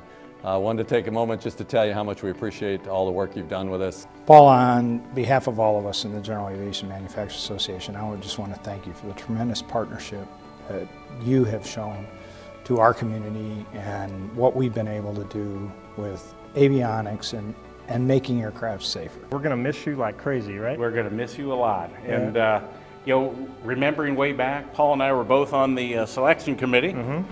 I think we Was were. I on the I think so. I think so, yeah. Paula, so many years, so many challenges, so much we've been through together. We can tell you for certain, without hesitation, that you did not disappoint. You have done a great job running the organization. And you know that there are a lot of people that have opinions on that, and they're all unanimous. I am very happy that she's retiring and able to spend time with her husband and her family and her grandchildren and travel, but I will feel the loss of her leadership, as I will be one of the few female Aviation Trade Association leaders left. Paula, congratulations on 40 years at AEA and 20 plus years running it. We in the industry really appreciate everything you've done and wish you the very best in your retirement and hope we continue to see you around. I am going to particularly miss my routine reports on how the Royals are doing or how the Kansas City Chiefs are doing. And our friendship has really blossomed over the years, and I so much enjoy working with you and look forward to you staying engaged with the community in many years ahead. Good luck to you, Paula. Congratulations. We're jealous. We miss you already. It's a month ahead of retirement, but thank you for everything you've done. You bet. Love you, Paula. You have a special place in your heart for all of us here at Aspen Avionics. I just want to congratulate you on your retirement. We look forward to at least staying in touch with you, and whenever you're in Albuquerque or Phoenix, you make sure you call us and we will come see you. Good luck. Congratulations, Paula, for withstanding 20 years of aviation safety. You've made it a better place. We want to see you around frequently, so be sure to come back and visit with us. And if you don't, I'm going to get my dad, and we're going to drive over and get you and bring you out to visit and go to the show. So best wishes and keep in touch, and thank you so much for everything that you've done. The challenges we faced on Capitol Hill, the way you have always stood up, spoken out, stood tall, has been really an inspiration to all of us. I want to thank and congratulate you for the contributions you've made to business aviation and to general aviation in the United States and really throughout the world. I also want to remind you of the time when you and I got donuts together in Oshkosh. What a special day, what a special career you've had. Thank you, Paula.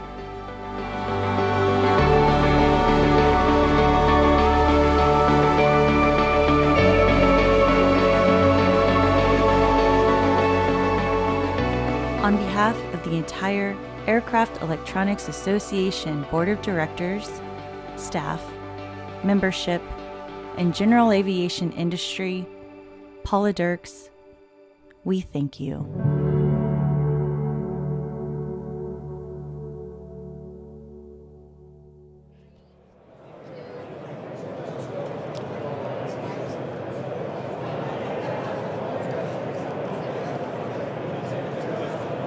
Alrighty, folks, we're back. I hope you enjoyed that. Once again, that was the brainchild of Lauren Garcia, one of our favorite people in all the world. You knew her formerly as Lauren McFarland. She got married last year and broke a lot of hearts. Yes, Seriously, she did. Big time. There were tears. It was just bad news. At any rate, let's follow up. You have passed the reins. Yes. Okay, all that's done. Retirement is in the offing. You've got a granddaughter to go spoil to at least 6 decimal places. Yes.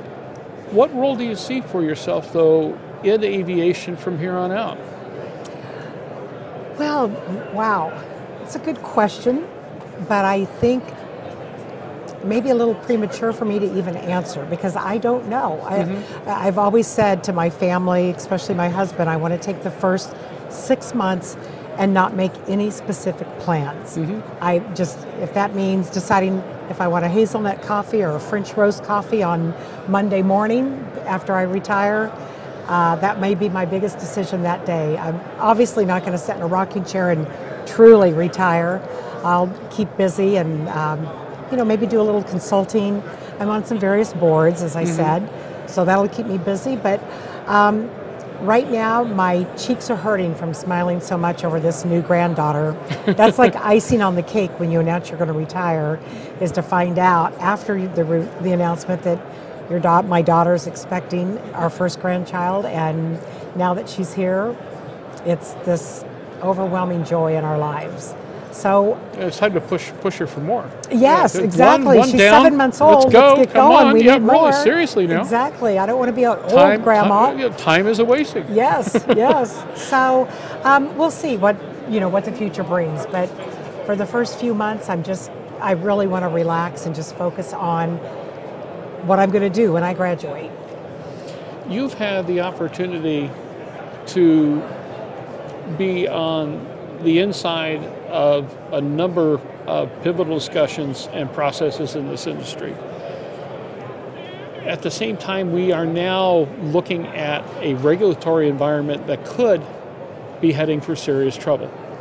The Boeing MAX 8 controversy, which in many ways is being driven by media speculation to 10 decimal places and not necessarily accurately, at least from what I'm seeing so far. It's been pretty abysmal, but there's this push for criminalization, high-level investigation for processes that in the past, by and large, have worked pretty darn well. Right. What concerns you about the regulatory environment for the future, and how do we bring some sensibility back to the system so that we don't literally throw the baby out with the bathwater? Absolutely, Jim, and I think sensibility is probably a very good word to describe this. I think the aviation media is getting it right, and I think they're being cautious. I think it's the general media that is rushing to make these assumptions when the NTSB has not fully, it's going to take months, as it does with any aircraft investigation. Not to mention the fact that we've got international borders and politics. And the international regulators and safety boards all working together with Boeing and the two different airlines to come to terms with what exactly caused this crash. So for us to even speculate and determine, is it truly, at the end of the day, will it be a certification issue? I think it's too premature for any of us to make that assumption or even make that statement. With that said, I also agree with you, let's not throw the baby out with the bathwater until we truly find out what the issue is, either with the plane or what happened in both of those individual crashes. We have worked so hard as an industry. I started to say over the last 5 to 6 years with the Part 23 rewrite, but really it's been years and years. Industry has worked together with the regulators, the FAA, our international regulatory authorities, to streamline certification, not to hurry through a process and quickly sign off a product or an installation, but to enhance and increase safety. So that's the story that needs to be told, is this new way of introducing certification procedures is not to rush through a practice that has been going on for years. It's to enhance and improve safety and bring these safety enhancing products to market sooner. Especially considering the fact we've never been as innovative, we've never been as capable, and we've never pushed boundaries as well as we have. And ultimately, when you look at what has happened out there, it's never been safer. It's never been safer. And even with the statistics of these 2 recent crashes and technically a third. Right, absolutely. You look here on this trade show hall floor, you see all these manufacturers who are tasked with creating and building and producing and marketing these products, and then the avionics facilities that are here that install and maintain these facilities. Every single one of these people, you can look in the eye and ask them what's their number one goal at the end of the day, and it's safety. Of course, they want to do the best possible job they can to ensure that whoever is in that aircraft is flying it and operating it in a safe and efficient manner. This is the part that drives me nuts about general media. Well, they're trying to do shortcuts, so forth and so on. And having been a Boeing pilot, having been part of the Boeing organization and consultant and worked a bunch of projects and so forth over the years in some areas, the one thing I will tell you that is the most stringent certification process I've ever seen is a Boeing lawyer. because they're there to make sure they don't get their butt suit off. Correct. They are not going to do anything stupid. And it's the same thing at Airbus. It's the same thing at Cessna. It's the same thing, everywhere else, Diamond, Piper, what have you. Right. Nobody is looking to do something stupid. At the same time, the manufacturers have to be trusted to a certain extent because nobody will know their product and its capabilities and what has gone to get them there better than they do. Right. And it's certainly the same here in the industry. Absolutely. And frankly, one thing that's been wonderful about the last few years is that the FAA has recognized that the avionics industry in particular is not only innovative and capable of working, but that we were able to push some boundaries that had not been pushed before. Right. And look at the result. And Better look at the capabilities. result. Well, look at the products that are now going into the experimental market. Oh, phenomenal. That those experimental pilots that are flying experimental aircraft have never had those wonderful capabilities in the cockpit of those airplanes or their kit planes that they're building that will do nothing but enhance safety while they're flying those aircraft.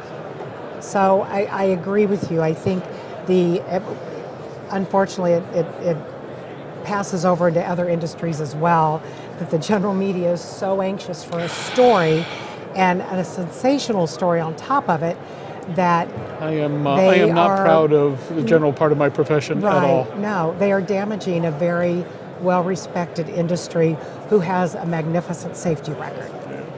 It's funny, we used to do a lot of outreach with general media. We don't anymore.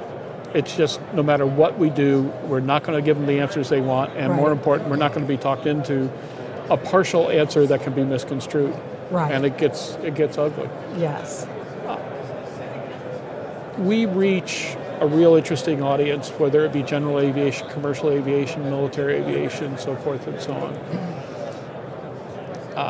We're about to embark on a new project where we've got a program that'll be devoted strictly to the role of women in aviation, program we call Aviatrix. I can't think of very many women who have had as profound an effect on aviation as have you. What advice do you give now as a woman who's done it all, had it all, and basically been the boss to women coming up in the industry now?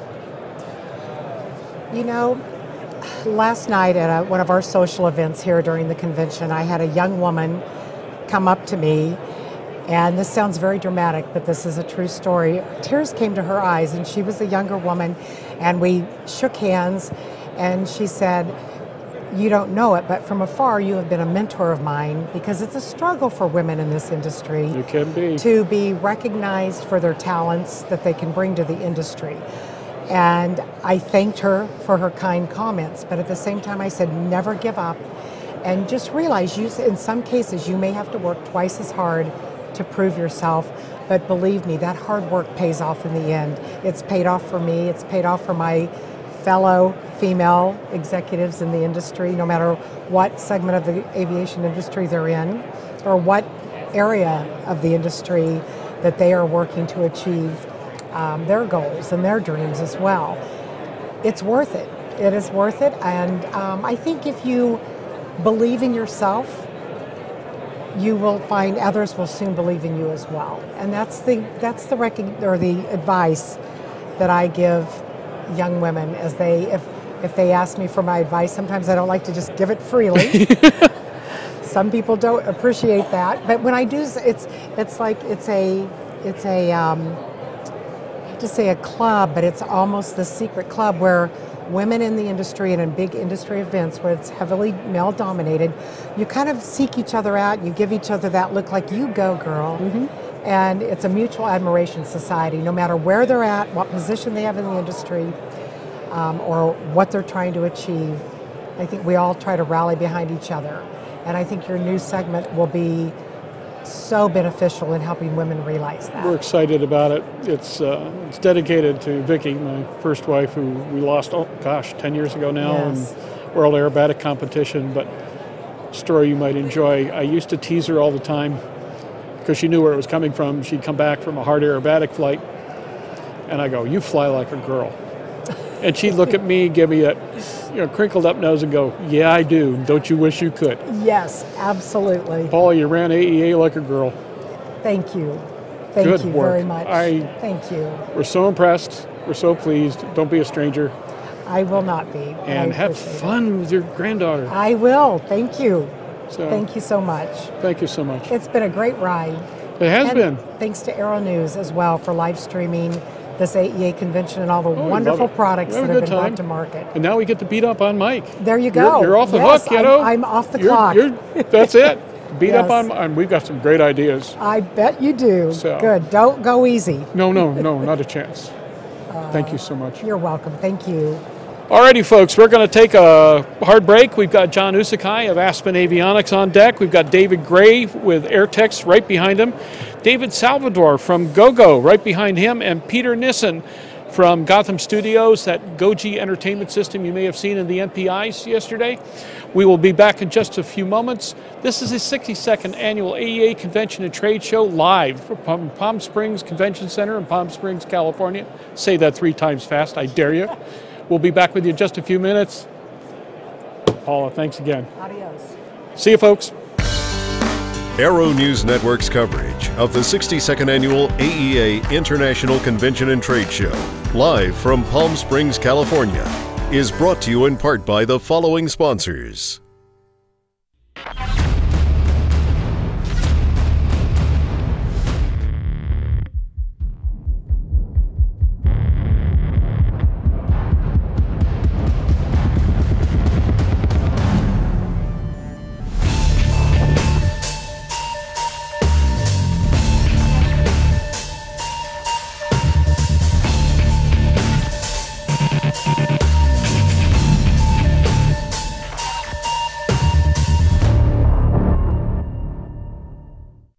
It's called Airtext Plus. The mobile office is now a true, cost-effective win-win reality because being available and part of the communication chain keeps you in control. Visit us at www.airtext.aero for more information and get started staying in touch today. Sandia introduces the new SAI 340 Quattro TSO'd airspeed, attitude, altitude, and slip. With integral backup battery, safety never looked so good. See it now at www.sandia.aero.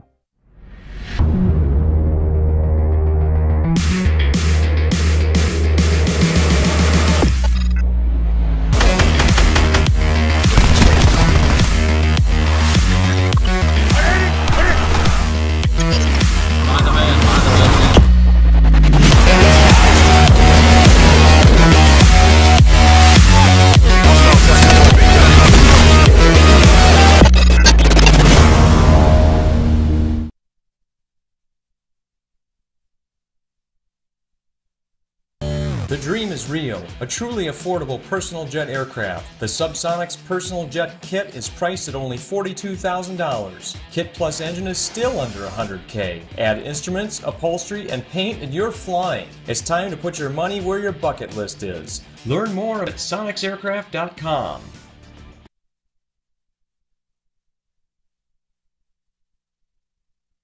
Concorde's recombinant gas RG series sealed battery technology produces a high-performance battery with the advantages of being pre-tested and fully charged at the factory. Find out more about Concorde's entire line of batteries at www.concordebattery.com. Concorde, the heart of your aircraft.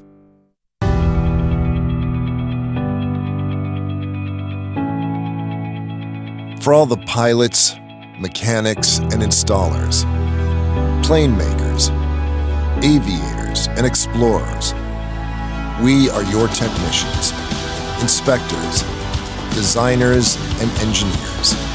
Your right seat, your compass, your base. So rock your wings, slice the horizon, set your own course. Know that we'll be there. Our expertise reflected in each instrument we rebuild or repair. In the products we design, reimagine, and invent. We certify and test, evaluate and inspect. In the power we harness from tip to tail, we connect you and protect you. So blaze your own trail, because our people, our products, our promise flies with you. We are Mid-Continent Instruments and Avionics. It's who we are. It's what we do.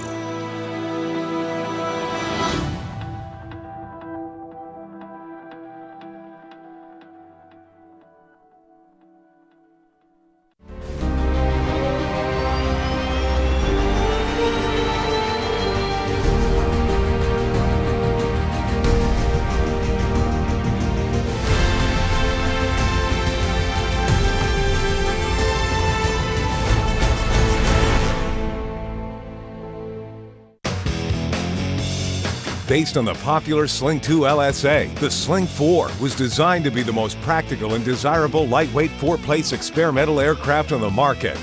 Find out more about this 115 horsepower turbocharged airplane at airplanefactory.com.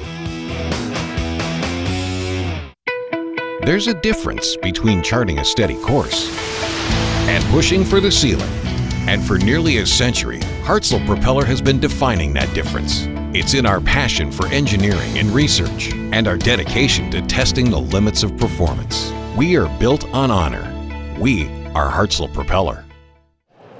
Okay, folks, it has been an extraordinarily interesting morning. We've spent time with some of AEA's finest. We've spent time with Nancy Walker from SmartSky. Now it's time to get to the nitty and gritty of the avionics world. We start first with John Nusakai from Aspen Avionics. And you guys have not exactly been sitting aside twiddling your thumbs. We've got new goodies. Yeah. Tell us what's new at Aspen. Well, we've been working pretty hard at going through basically an overall product overhaul of rejuvenating our product line of the Aspen Pro system. And you know, we were kind of founded on the whole concept of upgradability, taking care of our customers' investments, and we've come through with our Pro Max line of equipment. The first real hardware platform was the E5, which came out and was certified last year for the very low-end, non-TSO SDC units that have really kind of hit the ground running really good. I mean, it's a really nice system for the lower end of the market, for those people trying to get rid of vacuum pumps and get electronics for safety enhancing. Really good response on that. Our next is our Pro Max coming out, where we revamp our displays in the same form factor of our Pro. We've just announced and have just started a program of giving for a couple months here those customers that have been loyal to us a really reduced price of an upgrade to a Pro Max. And what that means for them is that they can update their Pros to a Pro Max, which is basically a brand new unit for them, new 2-year warranty for $3,000.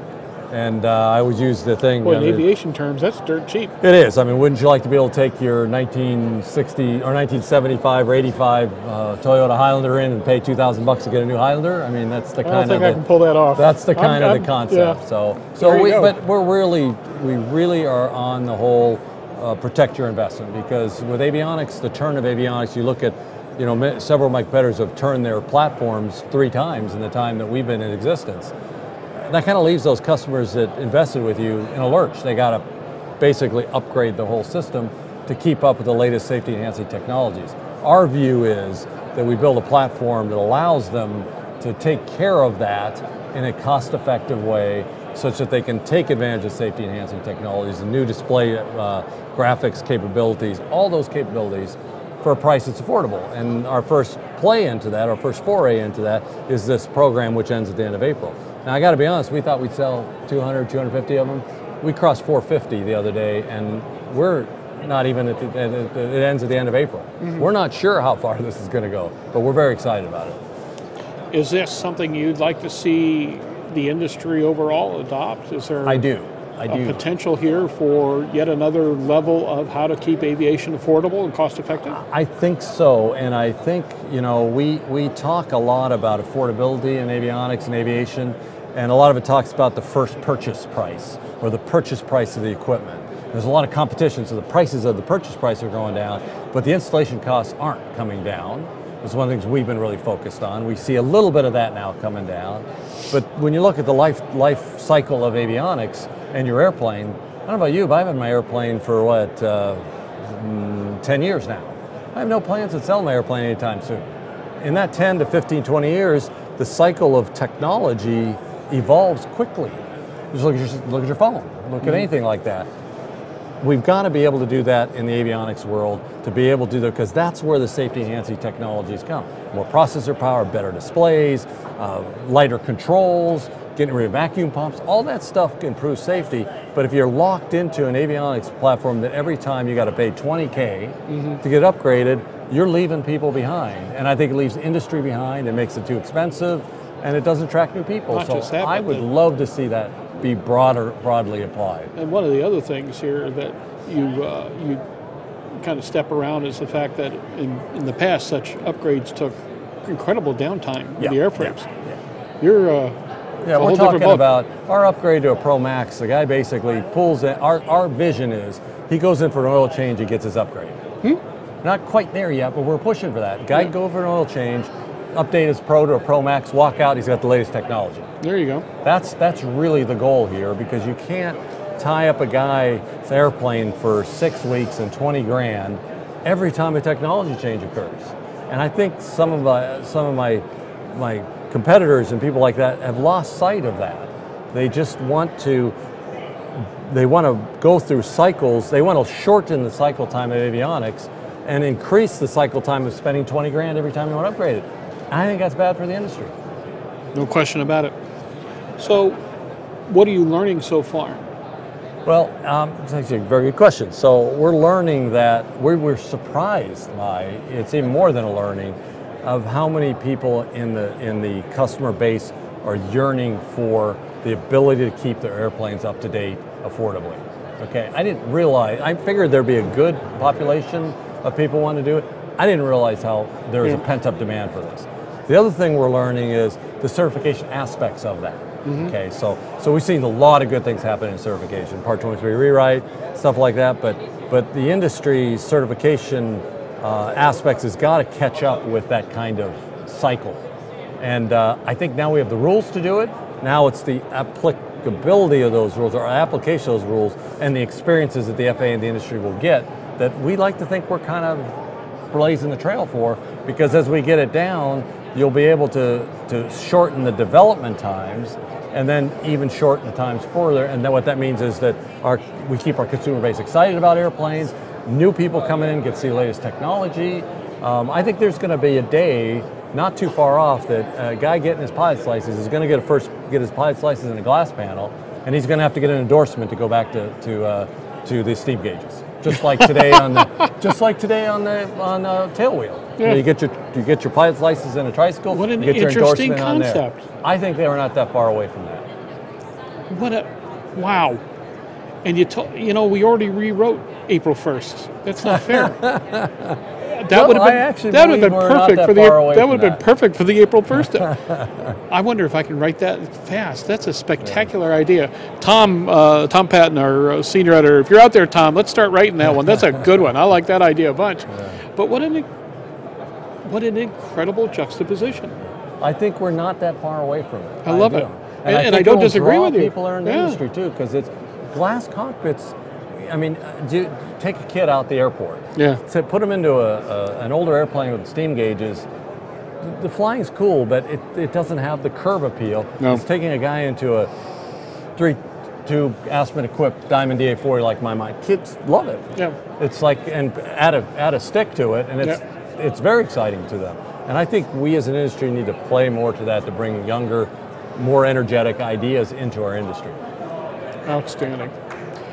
We have what is starting to be a very uncertain, or what could be a very uncertain certification environment. Recent sensationalism over 2 accidents that have occurred to Boeing series aircraft. Politicians who are, of course, looking for the cheap, quick, immediate soundbite. There should be a criminal investigation. They should be doing this. They should be doing that. Long before anybody knows what really happened, and long before any true semblance of the facts be made known. The question ultimately is to somebody whose livelihood and whose entire company is dependent on a stable atmosphere within the certification regime, is how badly does that scare you? So, we have seen such good changes in the certification environment over the last 5 or 6 years. Oh, absolutely. And things are moving in the right direction. what's happening in the political and the public eye and all the things that are occurring has the potential to derail that process. Now, we have a very safe system here, and I don't know the details of what went on. I'm sure it'll get to the bottom of it, because what I have high confidence in is that the FAA and its processes and its accountability is solid. I'm 100% confident, and they will get to the bottom of this, and they will make the necessary changes. What we can't really afford is for that to undermine the progress that we've made in the certification processes, the performance base, to delegation. You know, maybe we need to tweak it. Maybe something will come out of it when we tweak it. But at the end of the day, those two actions are extremely unfortunate and very sad for the entire world. But we've got to keep our eyes focused that the FAA does provide a very safe product, and we got to stay on that path and not allow it to be derailed, because it will undermine. In the end, I think that whole process of derailing it will create a system that is probably less safe, because people will not be able to take advantage of newer technologies, because there'll be so many hurdles put in front of it because of the fear of that as a result of what's going on now. And so I feel for the FAA people. They're under the gun. I have a confidence I have confidence they'll come out of this, because I don't know anything about the certification process, but our experiences with it is that they are very, very good, very thorough, and very safety oriented. And whatever comes out of it, if there is anything that comes out of it, that the FAA will come out. But the uncertainty of it is certainly unsettling for a lot of people in the industry. But at the end of the day, I have confidence that the system will prevail. I have confidence in the people in the FAA. I've known many of them. They're all very focused on safety, and we'll have to see. But it is trouble.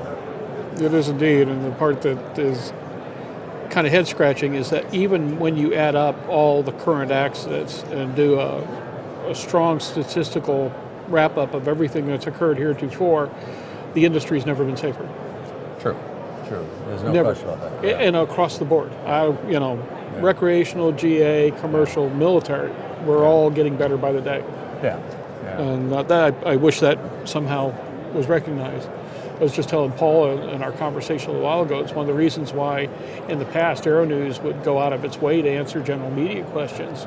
But the problem we have in our contacts with general media is they're not interested in answers, they're interested in us giving them the language that they want. We won't do it anymore. Yeah, well, that's going to be destructive. We certainly are in the short news cycle world of everything. Not real happy about certain parts of my profession right now, Mr. Usakai. I also believe that that's probably a phase that we're going to have to weather. You know, I right or wrong, I have a lot of confidence in institutions of the government and the press and you know, all those things, but I also recognize that new technology brings new cycles and new things happen. Absolutely. But I like to believe I have a lot of faith in the way things are done, and that because of the way we do things, it allows for that kind of adjustments back and forth. But at the end of the day, we always seem to end up in the right spot. I want to hope that we do on this as well. I hope so. Aspen has been this truly intriguing company within the avionics spectrum, especially when it comes to the glass panel market. You have a product that is pretty much unlike anything else out there. And it's been that way for a long time. I was really expecting the Aspen dupes within a matter of 2 to 3 years. I mean, you must have too. You must have expected Aspen wannabes any day. So you've built a niche, apparently strongly enough that nobody really wants to take you on at this point. Whereas, you know, the Garmins will compete with the Avidynes will compete with the BKs and things of that nature. Where do you see Aspen going right now with the platform that you have? Is this a platform that's enduring, or will we see some derivations from the platform in the future? So, by the way, thank you very much for the compliments there. We think that we've gotten to the point. Remember, it ain't bragging when it's true. We think we've gotten there by the way we treat our customers, the way we deal with things that go wrong, because inevitably something goes wrong. We got a lot of players, a lot of installers, a lot of dealers. We try to do the best we can. I think that was where we developed initial I want to call loyalty to what we do. As the product has gotten out there, where we have over 14,000 customers out there now, you know, the product itself has started to then make its statement in there, because it's a product that fits that niche really well. And I think that will continue, but inevitably we need to evolve. Inevitably we've got to find different platforms to grow. We've got to find different ways to enter into the avionics market.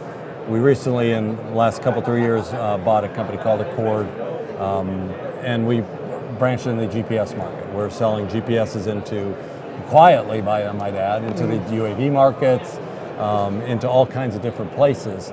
And we don't take a lot of, because it's a different kind of market. Our connected panel product, we've seen that get on Pilatus and others, and the whole connectivity of the world. Many times we talk about connectivity primarily in terms of cabin connectivity. But when you talk about business connectivity with an airplane to be able to provide information or transition of information, I think is the next big world. What we don't have is a great pipeline yet. It's the people working on it, whether it be 5G, whether it be the satellite, nano satellite constellations, whether it be Project Loon, you know, balloons or stuff. That pipeline, once that pipeline opens up, the products that we can build into that area are going to explode. Literally, we're going to find all kinds of people. You walk around here just recently, you'll see several people starting to show connectivity boxes. And these are not entertainment connectivity. These are business connectivity boxes. And I think that area is an area that we have played in. We are the first ones to provide connectivity to the iPad with ForeFlight, way back in 2011. Well, I remember being in a small room with the ForeFlight guys in Houston way back. And now look where ForeFlight's at now. They're bought by Boeing, right? So, but the world is changing. You guys are out going out buying a private island by now, I would imagine. Yes, I would be lying if I said I wasn't jealous about that part of it. But, you know, but welcome to my world. Exactly. But at the end of the day, that's where I see us playing. Displays will always have a place in it, because whether you have an unmanned taxi, air taxi, or anything, you're going to have some communications with the people that are on board, or the cargo that's on board when it arrives and stuff. So the man-machine interface of a glass cockpit, or whatever it's going to be called when it's in that world, will continue to blossom. And I think you're going to see Aspen moving into those kinds of areas to take and find the right hardware-software niche that's going to really kind of exploit that market. And I think that's where you're going to see Aspen go. We will always be true to our GA community because that's our heritage, number one. Number two, we think there's big strides to be made in improving safety in that area through display technology, through integrating with others and things like that. I also think what you're going to see in our industry is more people working together, maybe some consolidation in the industry. There's a lot of us people out there are smaller size companies. You're going to see that, and that's going to create new opportunity for product and things like that. So I just think that we're ripe now that we're out of the downturn. People are starting to spend money now. You start building up your balance sheet, and then you start thinking about bigger things. We're no different than everybody else. We'll be doing that as well. Well, you've done a couple things I thought were pretty much on target. One thing in particular, I get complaints from folks who go, I spent all this money with brand so-and-so, and it won't work with my transponder, it won't work with this and work with that. Whereas you folks have made an effort to work with everything. I don't know if you've succeeded to that level yet, but you certainly have tried. No, we did. I think we have. Why does such obvious tactics seem to escape companies with so much to lose by restricting themselves? Well, I actually think this is really I probably will talk too long on this subject. I actually think we've gone through a cycle. So when we came out, everything was closed. Yeah. Everything was closed. Yep. And so we started opening things up, and then what people realized is by opening it up, it created opportunity. And so we started to see some change there, and even the big guys started at least opening up certain parts of the interface. What I think you're seeing now, even with the big guys, is they're starting to do the same thing. They're starting to interface with more. Now, they will protect certain core parts, and the bigger you are, the more you have to protect. But even some of the big guys are starting to maybe open up a little bit, because the expectation of our consumer is no different than what they have with iPhone apps. They're starting to get that mentality, and they're not accepting the lack of choice and the lack of that. And also, the third thing that is very important is we survived. The little guys have survived the 2008 downturn. Yeah.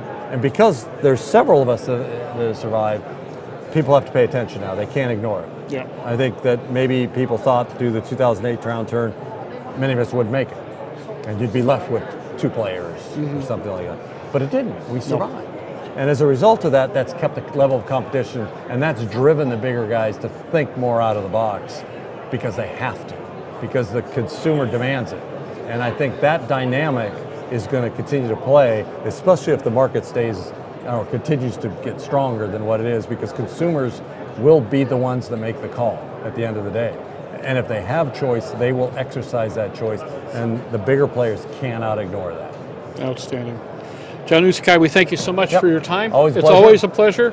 More important than anything else, just keep doing what you're doing. Thank you, sir. Appreciate it. I climb in and out of all kinds of different airplanes day by day, and sometimes it's Aspen, and sometimes it's Avidyne, and sometimes it's Brand G or Old BK or Narco occasionally, which is really scary. There's still Narco radios out there. Yeah, I'll tell you what, but I've always enjoyed flying your gear because JPW, Just Plain Works. Thank you, sir. You gotta like Appreciate that. it. Always a pleasure. Appreciate your time. All righty, folks, we're going to take a short break. We've got David Gray from Airtext on deck. He'll be with us shortly. David Salvador from Gogo there shortly thereafter, and Peter Nissen from Gotham Studios and Goji Entertainment.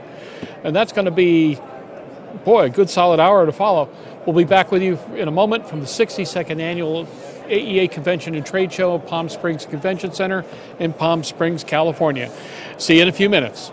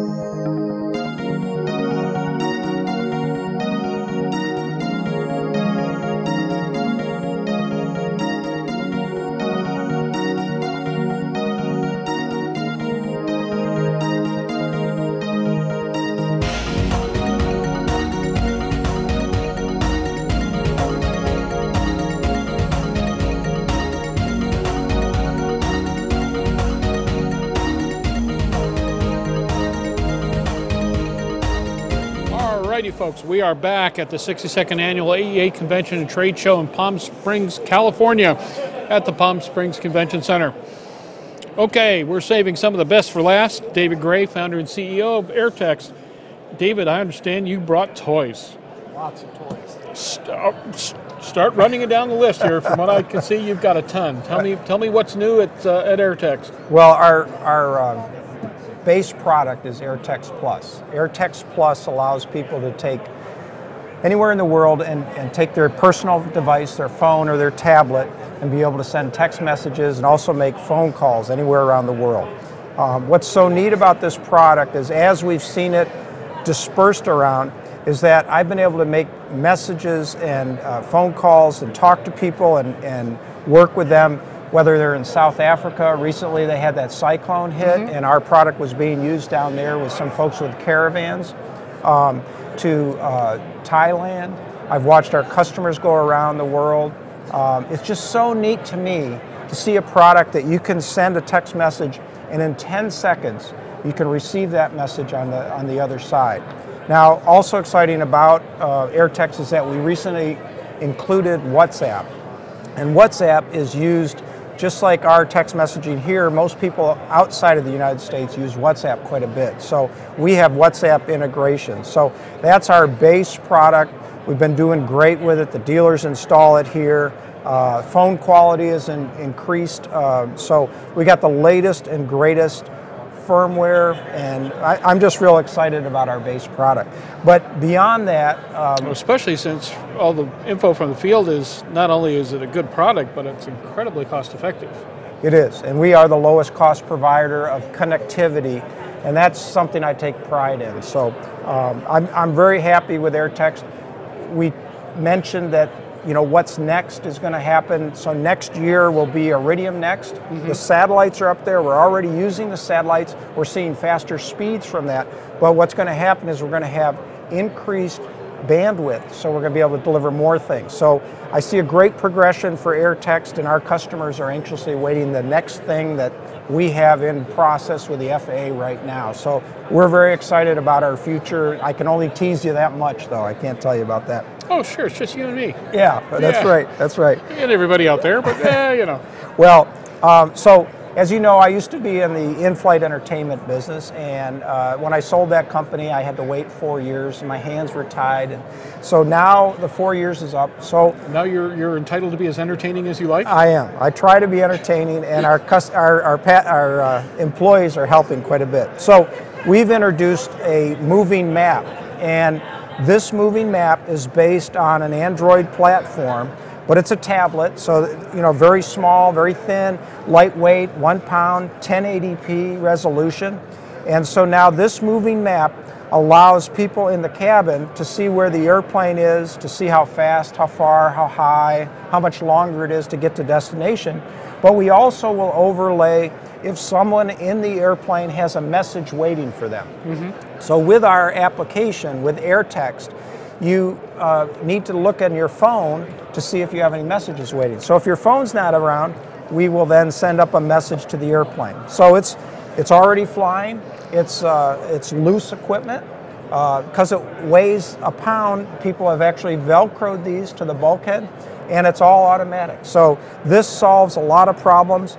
If you were to compare to other things in the industry, if you had to buy a CPU, and then you had to buy a monitor, and then you had to do installation, because this is wireless. You keep paying through the nose as you go. if you could beat $20,000, you'd be lucky. This costs $975. So it's quite a big bargain. Is that real dollars or aviation dollars? No, these are real dollars. Okay. Like you and I have. So that's exciting. No, you may have it. I don't have it. I'm in journalism. I don't know. So what do I do with this? If I don't want to mount this on the bulkhead, what's another option for us? So we've come up with a cup holder. So every airplane has tremendous amount of cups in cup holders, and so we've made an adjustable base that will go from something as small as, say, a Citation or a Pilatus that just has enough room to put in a can, all the way up to a Global or a Gulfstream. So this base adjusts, and then This will hold an iPad or a tablet of any size. You know, they're both 10.1-inch displays.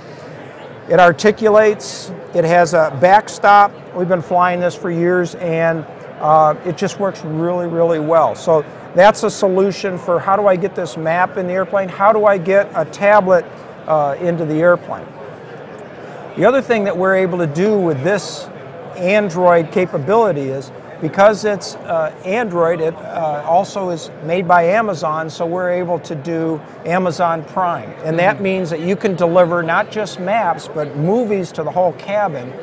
Only pay one fee for Amazon Prime for the airplane of $15, and you can have 10 of these tablets in the airplane. So that's a big deal. After that, people say, well, what else can you do? So this is really neat. Many legacy airplanes have had what they call Rosen monitors, and they had arm mount monitors in the airplane.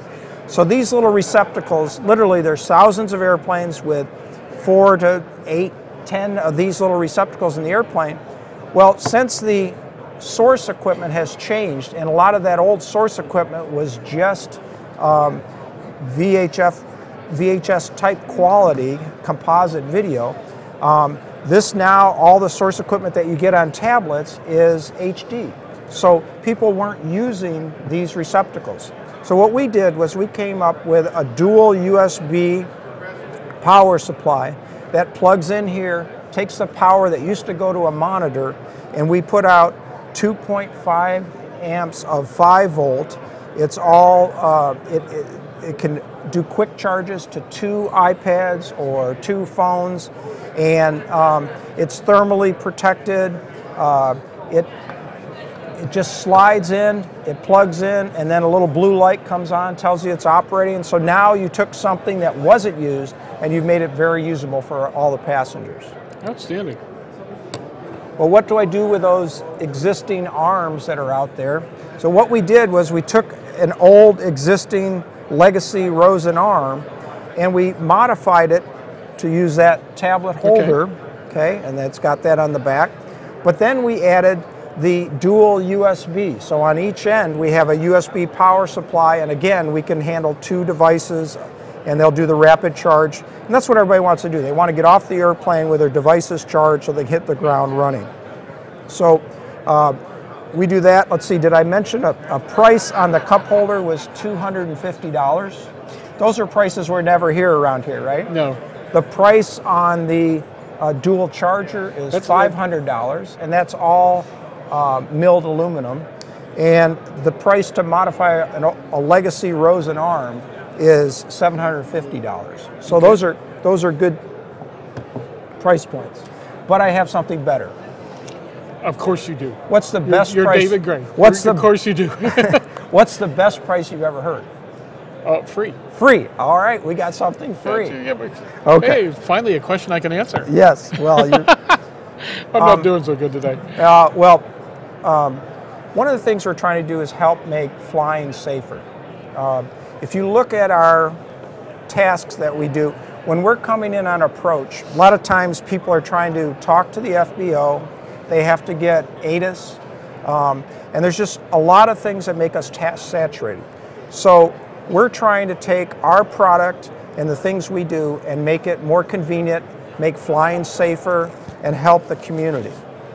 One of the things that we have is a non-airplane app, so this is called FBO Link. That's free. It's on Android and Apple. You could download FBO Link, and there's certain things you can get. You can get digital ATIS. So if I'm on the ground and before I start engines, I can download the digital ATIS, right? I can set up everything I know, and I'll be ready when I talk to the controller that I've got information Bravo. Well, the other thing that we could do, since there's only so many airports that have digital ATIS, they have something called PDCs, pre-departure clearances. So we're offering as well free PDCs through this free app, so you'll have it on your phone. So I got a little notice from someone that was flying yesterday. He said, "Oh, I love the digital ATIS. I love the PDCs. It's a convenience item. You have the information recorded to your phone or your tablet. Of course, the FAA has it, but now you have it in a digital format. I talked to one of our customers today who operates a fleet of Learjets out of El Paso. He has 10 Learjets. He said the #1 thing that people get busted on is a deviation and departure clearance. So now if you have it in a digital format, what I like about it is that they don't have to read back phonetically what the intersections are. I mean, how many ways do you spell something? The FAA comes up with many different ways, so it eliminates a frustration and a lot of confusion to have it all digitally. So you can go out to your airplane, literally have the digital ATIS, have your PDC, start up the engines, off you go, and it's nice and smooth. So I'm excited that we offer this free. Now, why do we do it free? Because we're trying to get FBOs to join our network, this FBO link. With Airtext, you can communicate to the FBO while you're flying. And that's very important for mission coordination. Let's say when you get there, you're arriving early, you want to know your fuel load, you might want a quick turn, you might need additional catering, or you might need additional cars or something for your passengers. But it helps you to operate your airplane more efficiently. On the FBO side, it helps them to operate their FBO more efficiently because they know what size and type airplane you are, so that when you come, they'll know where to put you on the ramp. They'll know whether to divert some of their labor over to, getting your fuel or getting, the car brought around or whatever. So it helps the FBO, it helps the pilot, it declutters your space when you're coming into land, that you can get digital ATIS when you're flying, and you could talk to the FBO. So you're not on the radio during approach where you really should be concentrating on what's going on. So I'm excited to offer something free, offer things at a lower cost than what we've seen in the industry. And I really like this retrofit business because we're able to keep airplanes that are 20, 30 years old relevant with high definition entertainment and information, and we're able to deliver a fast and efficient, low-cost communication tool. I'll tell you what, I saw your list prior to AEA 2019, and I'm in awe of all that you're able to get accomplished. But the obvious question is, what's next? Well, I teased you about the Iridium Next, and that's a big deal because Iridium will give us more bandwidth. Of course, we already know it works anywhere in the world, but this increased bandwidth will allow customers to get what they wanted. What we hear is that they want talk, text, and email, and we'll be able to deliver those. We won't be able to deliver free or an open internet where people are going to get on and watch a YouTube video. That's just not cost effective, and that's where the other systems have let people down. So what we see is a managed internet exposure, and that this will be, again, the most cost effective method for people to stay in touch. Beyond that, we'll probably do some more things in the cabin, and we're doing some things now for the military. Some of my old customers have got us on some tasks, and I just see that we're a customer-driven company. So as someone says, hey, what about this? I talked to a fellow last night, and he operates three airplanes here, and he said, well, you know what I really need is this, and I said, got it. So that was exciting. You've been incredibly innovative. You've certainly been inventive on top of it, and we sure appreciate every time we are able to reach out and chat with you, see what's next, and find out there's a lot coming next. It's always fun to see, but I certainly appreciate the fact that you've tried to keep aviation as cost effective as possible, because let's face it, much of this industry is anything but. Yes. But, and if for somebody who's operated in this spectrum for as long a period of time, you're just the guy to do it. David, we thank you so much for your time, and more important, can't wait to see what you come up with next time. I'm looking forward to it, and keep us up to date, huh? Thank you, I will. If you would, tell people how you can find out more about what you're doing with Airtext and your other products. So for Airtext, it's www.airtext.aero, A-E-R-O.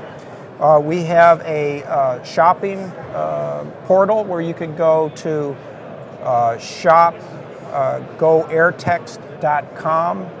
And the parent company we have is called Send Solutions. So we have Send, www.send.aero, A-E-R-O. Alrighty. Folks, we're coming to the end of this particular segment. We've got a few coming up right in trail. We've got David Salvador, VP of Aftermarket Sales for Gogo, and Peter Nissen, President, Executive Producer. It's been a long couple hours with Gotham Studios, Goji Entertainment, and that will complete the day. Of course, we've got 3 hours scheduled tomorrow, so we will be with you here again in just a few moments. We are live from the 62nd Annual AEA Convention and Trade Show at the Palm Springs Convention Center in Palm Springs, California. Be back in a few. Aero-News Network's coverage of the 62nd Annual AEA International Convention and Trade Show, live from Palm Springs, California, is brought to you in part by the following sponsors. It's called Airtext Plus. The mobile office is now a true, cost-effective win-win reality because being available and part of the communication chain keeps you in control. Visit us at www.airtext.aero for more information and get started staying in touch today. Build and flying with the most exciting line of kit aircraft on the market, the Sonex Aircraft B models. The B models offer more room and comfort, more fuel, more panel space, more engine choices, and the same great Sonex Aircraft flight characteristics. Learn more at sonexaircraft.com. A new high-powered version of our popular USB charging ports. The TrueBlue Power TA202 series high-power USB charging port simultaneously provides 3 amps of power per port, offering an extensive list of single and dual USB Type-C and Type-A configurations. The TSO-certified TA202 powers current and next-generation personal electronic devices, including phones, iPads, and laptops. Available from your local avionics dealer.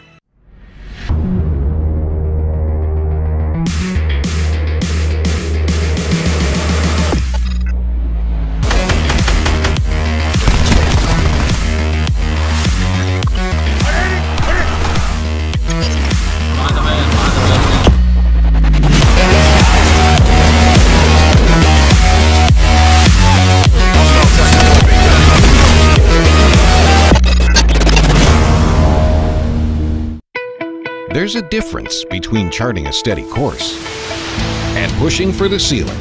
And for nearly a century, Hartzell Propeller has been defining that difference. It's in our passion for engineering and research and our dedication to testing the limits of performance. We are built on honor. We are Hartzell Propeller. Concorde's recombinant gas RG series sealed battery technology produces a high-performance battery with the advantages of being pre-tested and fully charged at the factory. Find out more about Concorde's entire line of batteries at www.concordebattery.com. Concorde, the heart of your aircraft. Based on the popular Sling II LSA, the Sling IV was designed to be the most practical and desirable lightweight 4-place experimental aircraft on the market. Find out more about this 115 horsepower turbocharged airplane at airplanefactory.com. Sandia introduces the new SAI 340 Quattro TSO'd airspeed, attitude, altitude, and slip. With integral backup battery, safety never looked so good. See it now at www.sandia.aero.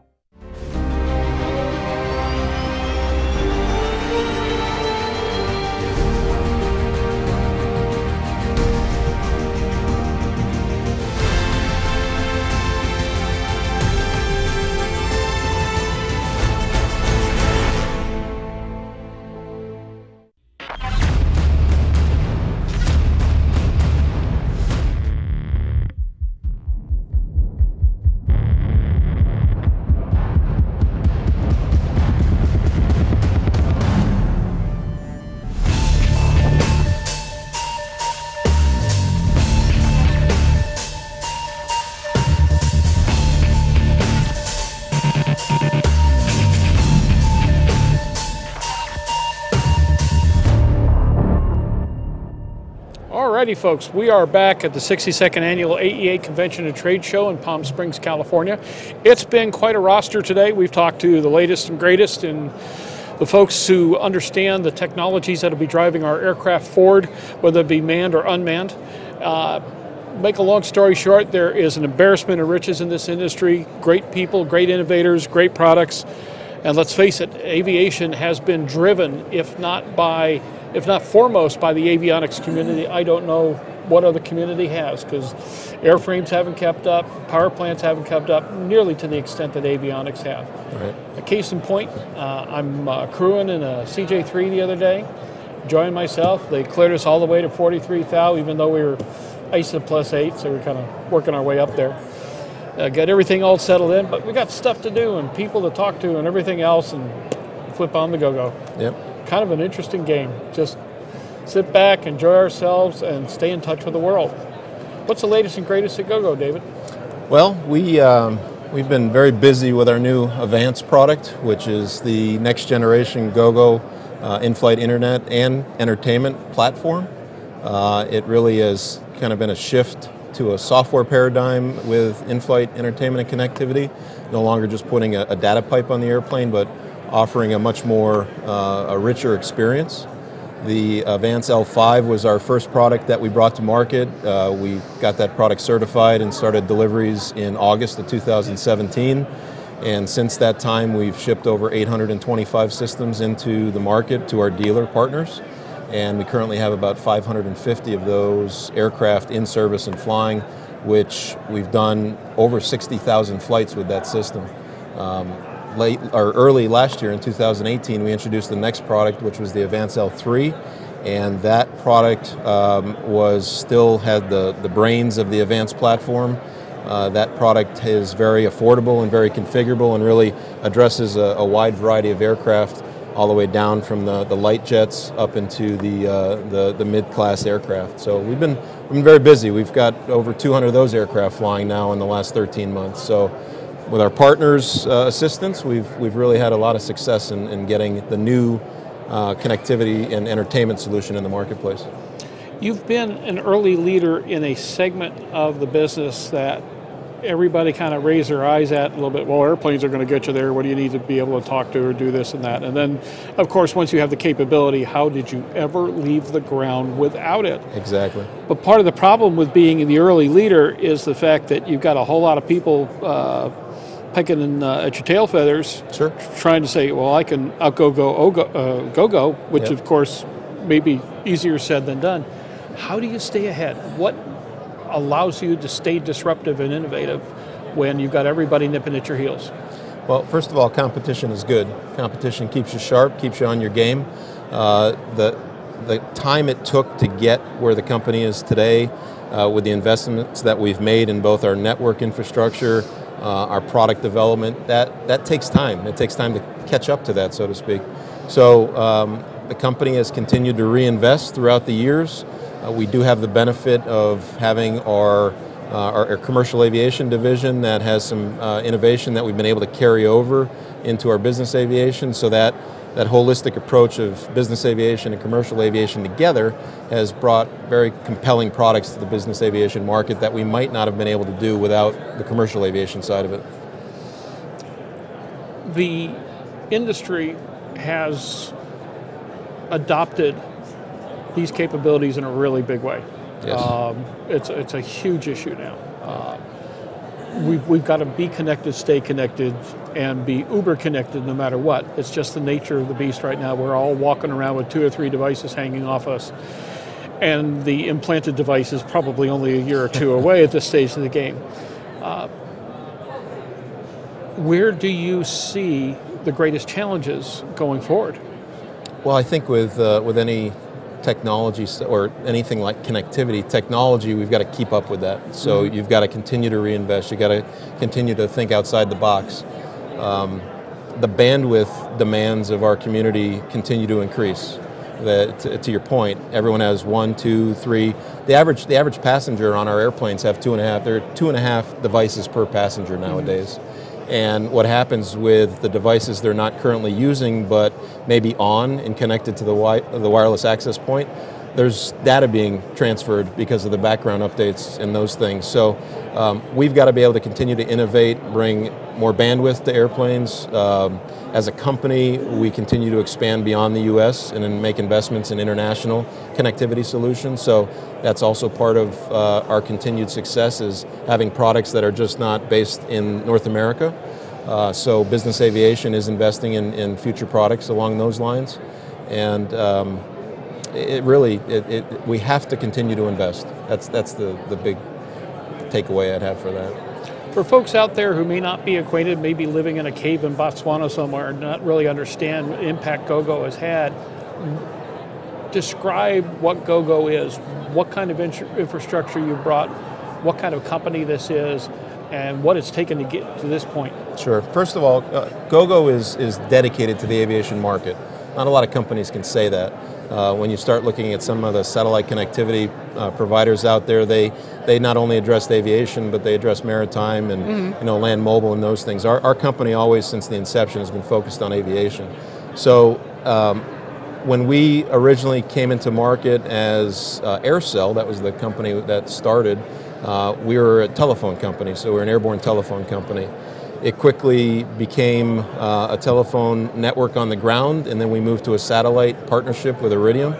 After that, the company decided we were going to get into the internet space and really make significant investments in that. So we went up in an FCC auction for licensed frequency spectrum, and we were successful at obtaining that license, and that's been really the thing that's catapulted our organization since then. And the organization built out an air-to-ground network based on licensed frequency spectrum.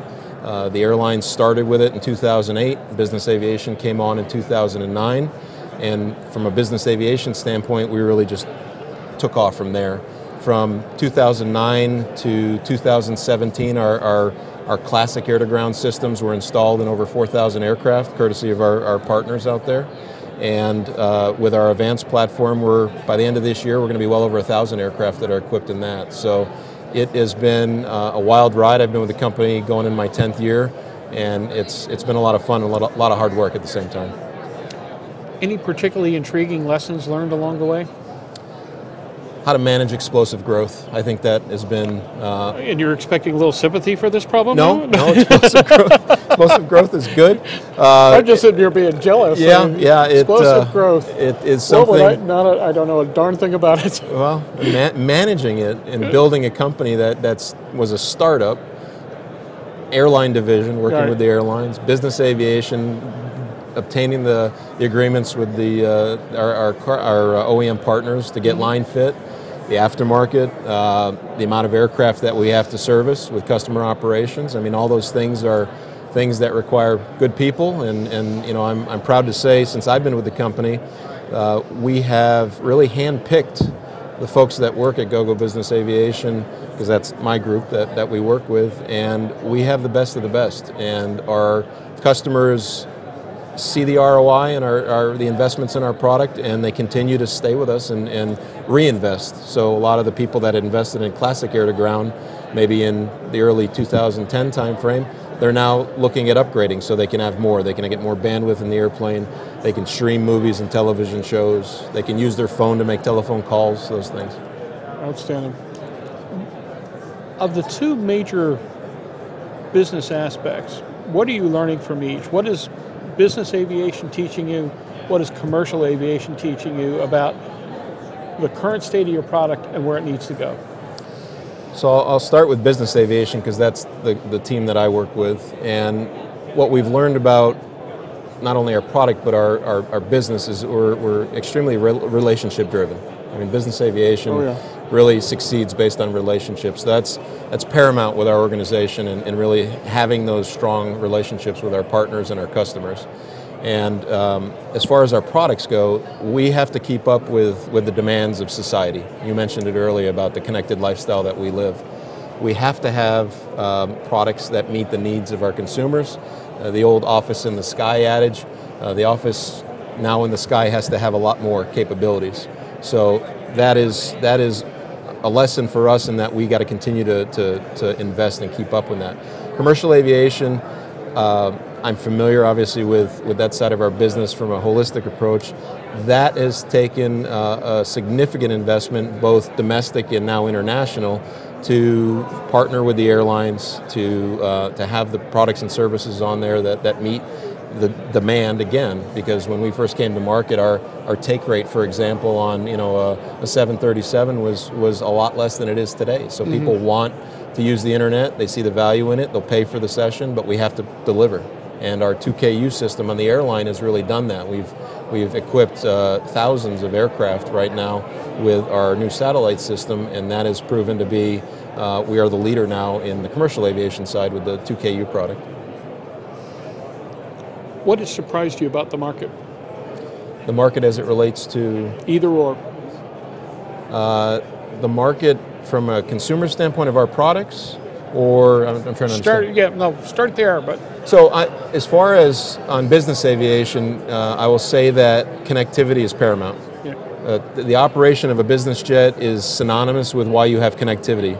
You have to have increased productivity, increased efficiency, and at the end of the day, you have to have quality of life. So people who operate and own a business jet use that aircraft to be more efficient throughout their business operations and to get home to their family at night versus getting stuck at a commercial aviation airport. The connectivity helps people work while they're in the air, helps them relax while they're in the air with the value that's there, as well as clean out that inbox so when they get home, they're able to go see their kids play soccer or take their spouse to dinner. From a commercial aviation standpoint, again, I think about when I travel, which is mostly United. I don't have the privilege of flying on a business jet, and while United we're partners with them on our regional jets, I will pay for a competitor's product on the main line because of the fact that I want to have that productivity. So when I get home, I can do the same thing. So there's not a lot of difference from the value of it, except in a business aircraft, you can provide that in a much more comprehensive way than on an airliner. And it's interesting from my flying in the business community and the people I've been working with, it's just become what started a couple of years ago as, well, that's nice, has become absolutely mandatory. Yeah. And not just mandatory, but the bestest, mostest, fastest, greatest they can possibly get their hands on. It's Correct. Really extraordinary. Correct. And it makes such a difference. It does, it really does. 20, 30 minutes you don't spend futzing around with the FBO at the other side. Whether or not the car is there, whether or not this is happening, or the office is ready, or they've sent something out. And airplanes have always been time machines. Correct. This kind of connectivity option has turned the time machine into an extraordinary time machine. Let me give you an example of just a story that I was told by one of our customers. Customer was flying the family back from an event to their home airport in the Carolinas. And the airport that they were flying into did not have, it was an uncontrolled airport, but there was weather that was moving in. So the pilot, using our streaming capabilities of our AVANCE L5, logged into their video cameras, the security cameras at the hangar, to see the condition of the field because they had outdoor cameras and he could see that the snow was starting to pile up. He then used the voice over internet capability with Gogo Text and Talk on the airplane, called his friend who was the airport commissioner. That airport commissioner went out and plowed the field for him so they could land the airplane and safely bring their family home that night versus having to divert to another airport where they might have the ability to land there. So you became a delivery service. Correct. Those are the things that with connectivity that I love these kind of stories because it goes beyond the norm of doing email or watching a movie. It's the benefits that go along with having that value in the aircraft. Outstanding. I know I've talked about this a little bit in this conversation, but what is the future of Gogo? Where do you see Gogo 10 years from now? Are you having discussions with Elon about being on the BFR? Or? Well, I think connectivity and the focus on the aviation vertical is our direction with what our business model is around. With the introduction of the full-sized unmanned vehicles, connectivity will still be a necessity in those. Extraordinarily so. The drone market is always of interest. The the new low Earth orbit satellite companies that are coming into play, which there's a lot of them. Yep. OneWeb is a prime example of some of the investments that are going on. They're building that in my backyard. Yeah, the global connectivity that they're looking to offer. So I think, as we look to the future, air to ground I think will always have a place based on the success we've had with that network and the ability to use commercial off-the-shelf technology to enhance that network. But I think Gogo will be involved a lot more in a lot more global solutions and satellite connectivity beyond what we're doing today. So it's an exciting time. I mean, since I joined the company, when I started with the company, there was a couple hundred employees, and we're well over 1,000 employees now. We've had an IPO in the midst of all that, and it's been a lot of fun, and it's not over. I mean, we've got a lot more growth to go, and like you said, there's going to be other players in the space, but we have an amazing customer base that we have built that are loyal to us based on the fact that we deliver. Outstanding. Well, to be perfectly honest, you guys have been fun to watch. And for a journalist, having something fun to watch and write about is always... Sure, yeah. Especially for those of us getting paid by the word. We love you guys, so keep it up. We thank you so much for your time. You're welcome. Continue good luck, and more important, let's meet back here in a year and see what's happened in the meantime. Absolutely. David Salvador of Gogo will be back with you in just a few minutes. This is AEA 2019, the 62nd Annual AEA Convention and Trade Show, live from the Palm Springs Convention Center in Palm Springs, California. We've got a soft break, so we'll be back in just a few moments with the folks from Gotham Studios. Be right back.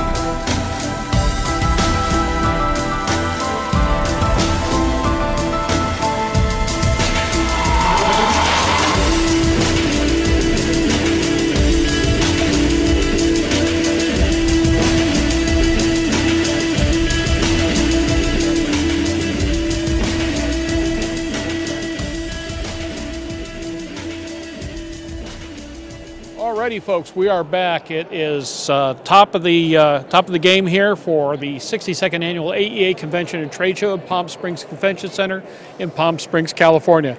We've had quite the ride today. We've been talking to the best of the best from AEA and from folks from throughout the avionics industry. So hopefully we're finishing the best for the last here with Peter Nissen, President Executive Producer for Gotham Studios, who introduced us yesterday in the MPI to something called the Goji Box. Peter, take it away. What is a Goji Box? Thank you. Well, this right here is the Goji Box. It is very light. It is only 2 pounds and 5 inches by 5 inches by 2 inches. We aimed to make the lightest IFE server in the industry because we saw a need in this room for just about the lightest box that you can get, so that anyone, no matter what kind of airplane they have, can have a moving map, can have movies, etc. So we created this box, but our real product is what this box serves up. Now, with this box, you put this box in your airplane and then you get a full IFE experience. That means a moving map, that means movies, and that means something called geotainment, which is a guided tour of the land below. So here is what you get when you, let me put this over here, when you connect to the Wi-Fi on an aircraft with Goji. So this is a really cool moving map. We have some wonderful designers who have created just a map that we are so proud of. You can see this airplane is going from Florida up the East Coast, and along with this, it's a lot more than just a moving map. If you press this is points of interest. Now what this does is it follows your flight up the East Coast, or wherever you happen to fly. And so here you're in Florida, and then later on you're going to be, there's Jacksonville, and as you keep going north, you get new pictures. So it's a guided tour of the land. Now, you will get this both on your passenger devices as well as on the bulkhead screen, because we also have an HDMI out, so you can do both, right? So there is, let me see, how do I get rid of this? Okay, so back to our map here. Then there's something called Geo Radio. Now, Geo Radio is actual audio that tells you stories about the places where you're flying. And so although you can't hear this here, they're talking about Orlando and then Charleston. Here's a story about St. Augustine, etc. Now these stories we get from various sources, including Public Radio International, the National Archives, and some of it is our own writers doing their own content.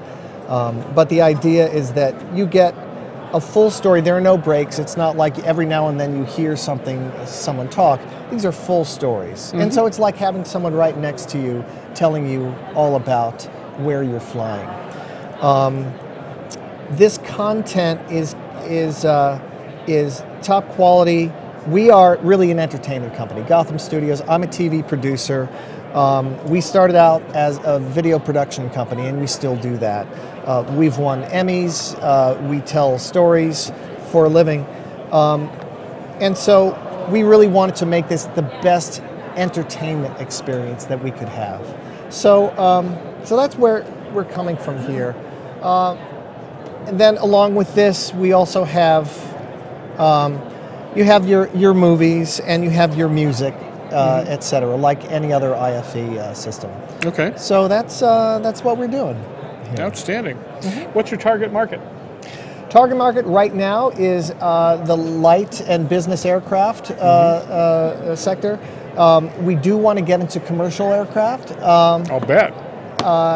We're starting right here because we see a lot of excitement in this market here, and a need for this as well.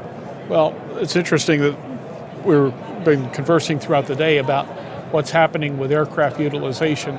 They've always been something of a time machine, and the key is ultimately that you're spending so much time on them doing what you need to do to get from point A to point B that in the meantime you're filling it with connectivity, you're filling it with things to entertain the people you're flying with, and making sure that you're just not letting any second go to waste. Yeah. Pretty interesting stuff, all things considered. Yeah. Well, you talked about connectivity. This does not require any connectivity. It doesn't require any kind of internet access. All the content is on the box, but what happens is that when the airplane lands, this gets a signal, a weight on wheel signal. It knows that it's on the ground. There's an LTE modem in here, and it connects to the internet, and it sees what updates there might be. Okay. And Interesting. updates. What kind of chores are involved in regards to installation and all of these aircraft? Sure. It's a very easy installation. Really, all you do is bolt it down. There's at minimum 3 connections, at maximum maybe 5, to connect it to the AirInc data, to 28 volts DC, and then to Ethernet. It needs a Wi-Fi hotspot.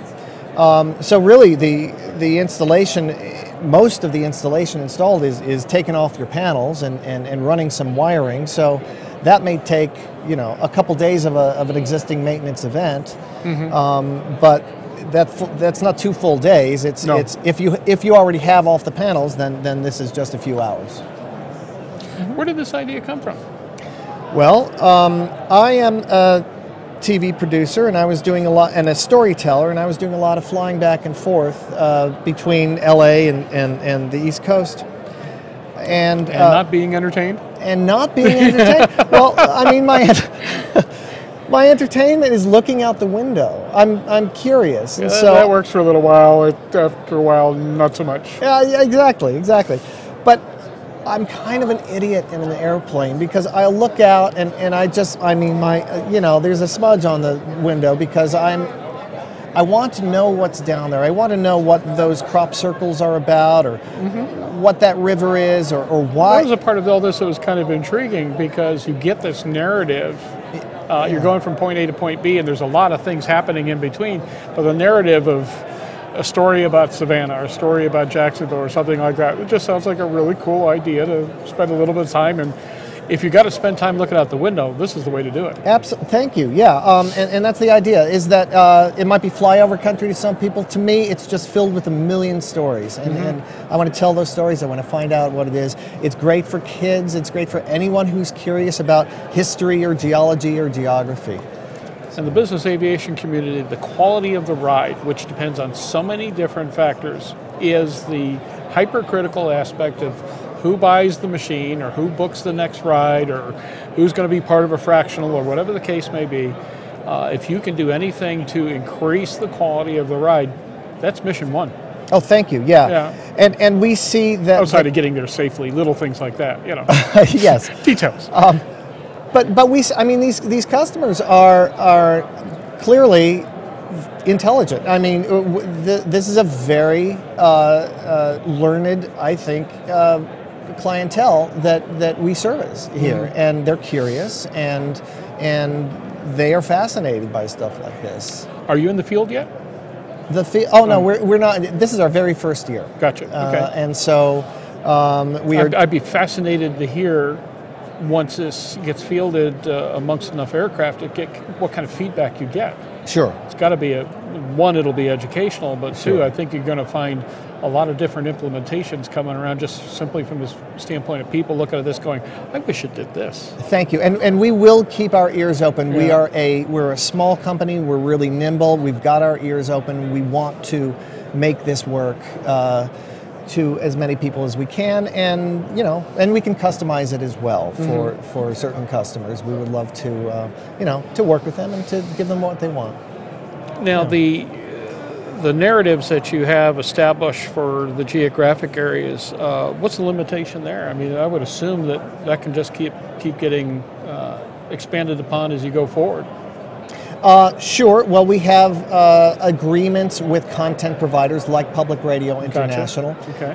And we want to keep that as fresh as we can. And so our content team will be swapping in and out as much as we can. Perfect. In terms of, so it doesn't get boring. And so you can go the same route and get different stories.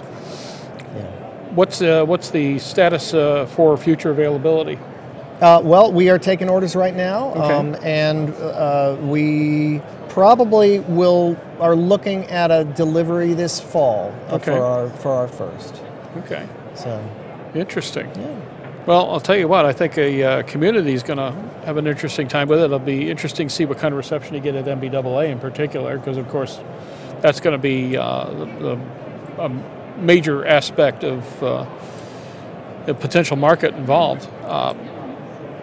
What are you learning right now from surveying potential customers? We're learning that people have never even thought about something like this. Mm-hmm. We're learning that they don't get it until we really explain it to them and say, no, and in fact, people come to our booth here and they've heard about it, but then they put on the headset, and it's actually when you put on the headset when you really realize, oh wow, this is telling me stories. They think that it's just a map or just another way of getting movies, but it truly is unique, and we've made sure to get all of our patent protection so that we want to stay unique to do that. This business R&D stands for rip off and duplicate, so there'll be a lot of people out there going to be looking at that. Because the interesting thing is when we first heard about the concept and saw on the MPI list and got a brief description, kind of scratching our head going, okay, we've seen this before. Yeah. Until you look at the data in the MPI and look at the presentation that you did and went, okay, this is something different. Yeah. I think what we're also learning is that it's an advantage to be an entertainment company in this industry. I'm an outsider. I'm not an engineer. I've hired one of the best engineers in the industry, though, to make this, and I mean, he worked at Air Show, and he's had 40 years of experience in this. So, but as an outsider, I find it to be an advantage because people look at me funny and they're like, why are you here? And but then they understand once they start to see the product. Where can people find out more information about this product? You can go to our website, goji.aero. That's GOJI.AERO. Okay. .aero. And coming soon to an airframe near you sometime this fall. That's right. Alrighty. That's right. We appreciate your time. I'm looking forward to seeing what happens with this product down the line when you get to a position with a demonstration aircraft. I hope we'll get an invite and get a chance to bring our crews along, take a look at what you're doing in the real world. Sounds like an intriguing idea, but like I said, from watching a number of our friends and commercial operators and what they're trying to do to keep passengers happy in the back, well, anything that upgrades the experience is money in the bank. I hope so. There you go. We sure appreciate your time, sir. Thank you so much. Thank you, Tim. Alrighty, folks. Guess what? We have come to pretty much the close of the first day of our interview sessions. Second day total of our coverage from AEA 62, the 2019 rendition of the Aircraft Electronics Association Convention and Trade Show, where we watched Paula Derks hand over the reins to Mike Adamson, where we watched Gary Joyce take over as chairman of the board, where we've watched a number of really great products strut their stuff, show us the best and brightest.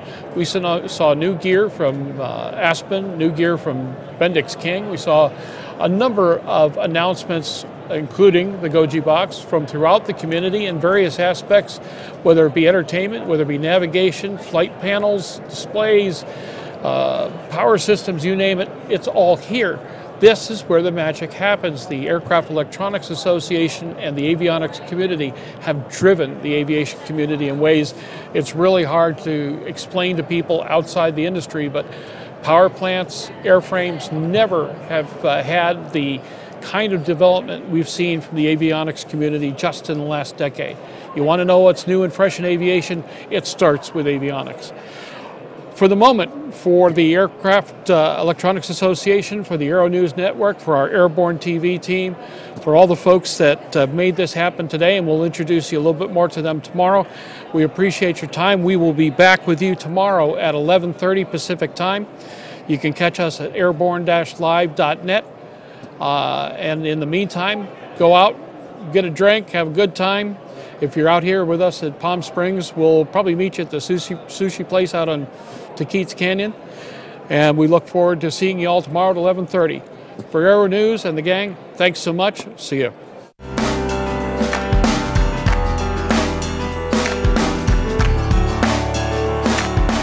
Aero-News Network's coverage of the 62nd Annual AEA International Convention and Trade Show, live from Palm Springs, California, is brought to you in part by the following sponsors.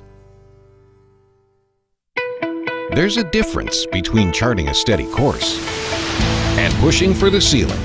And for nearly a century, Hartzell Propeller has been defining that difference. It's in our passion for engineering and research and our dedication to testing the limits of performance. We are built on honor. We are Hartzell Propeller.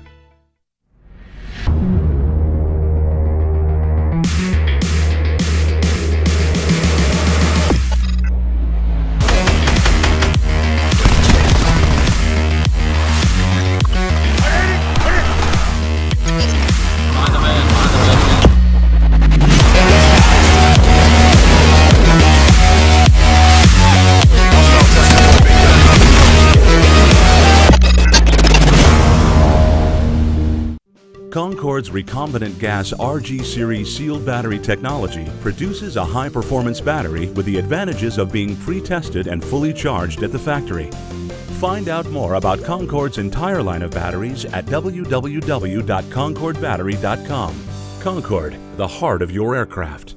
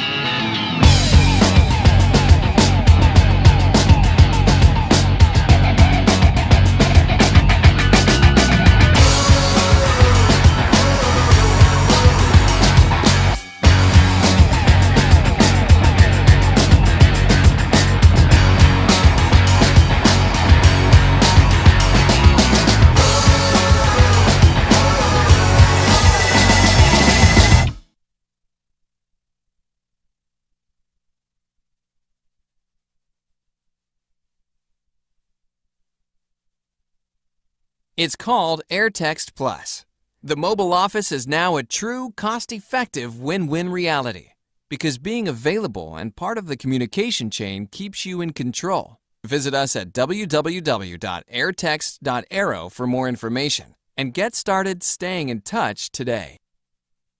Sandia introduces the new SAI 340 Quattro TSO'd airspeed, attitude, altitude, and slip. With integral backup battery, safety never looked so good. See it now at www.sandia.aero. Based on the popular Sling 2 LSA, the Sling 4 was designed to be the most practical and desirable lightweight four-place experimental aircraft on the market. Find out more about this 115 horsepower turbocharged airplane at airplanefactory.com.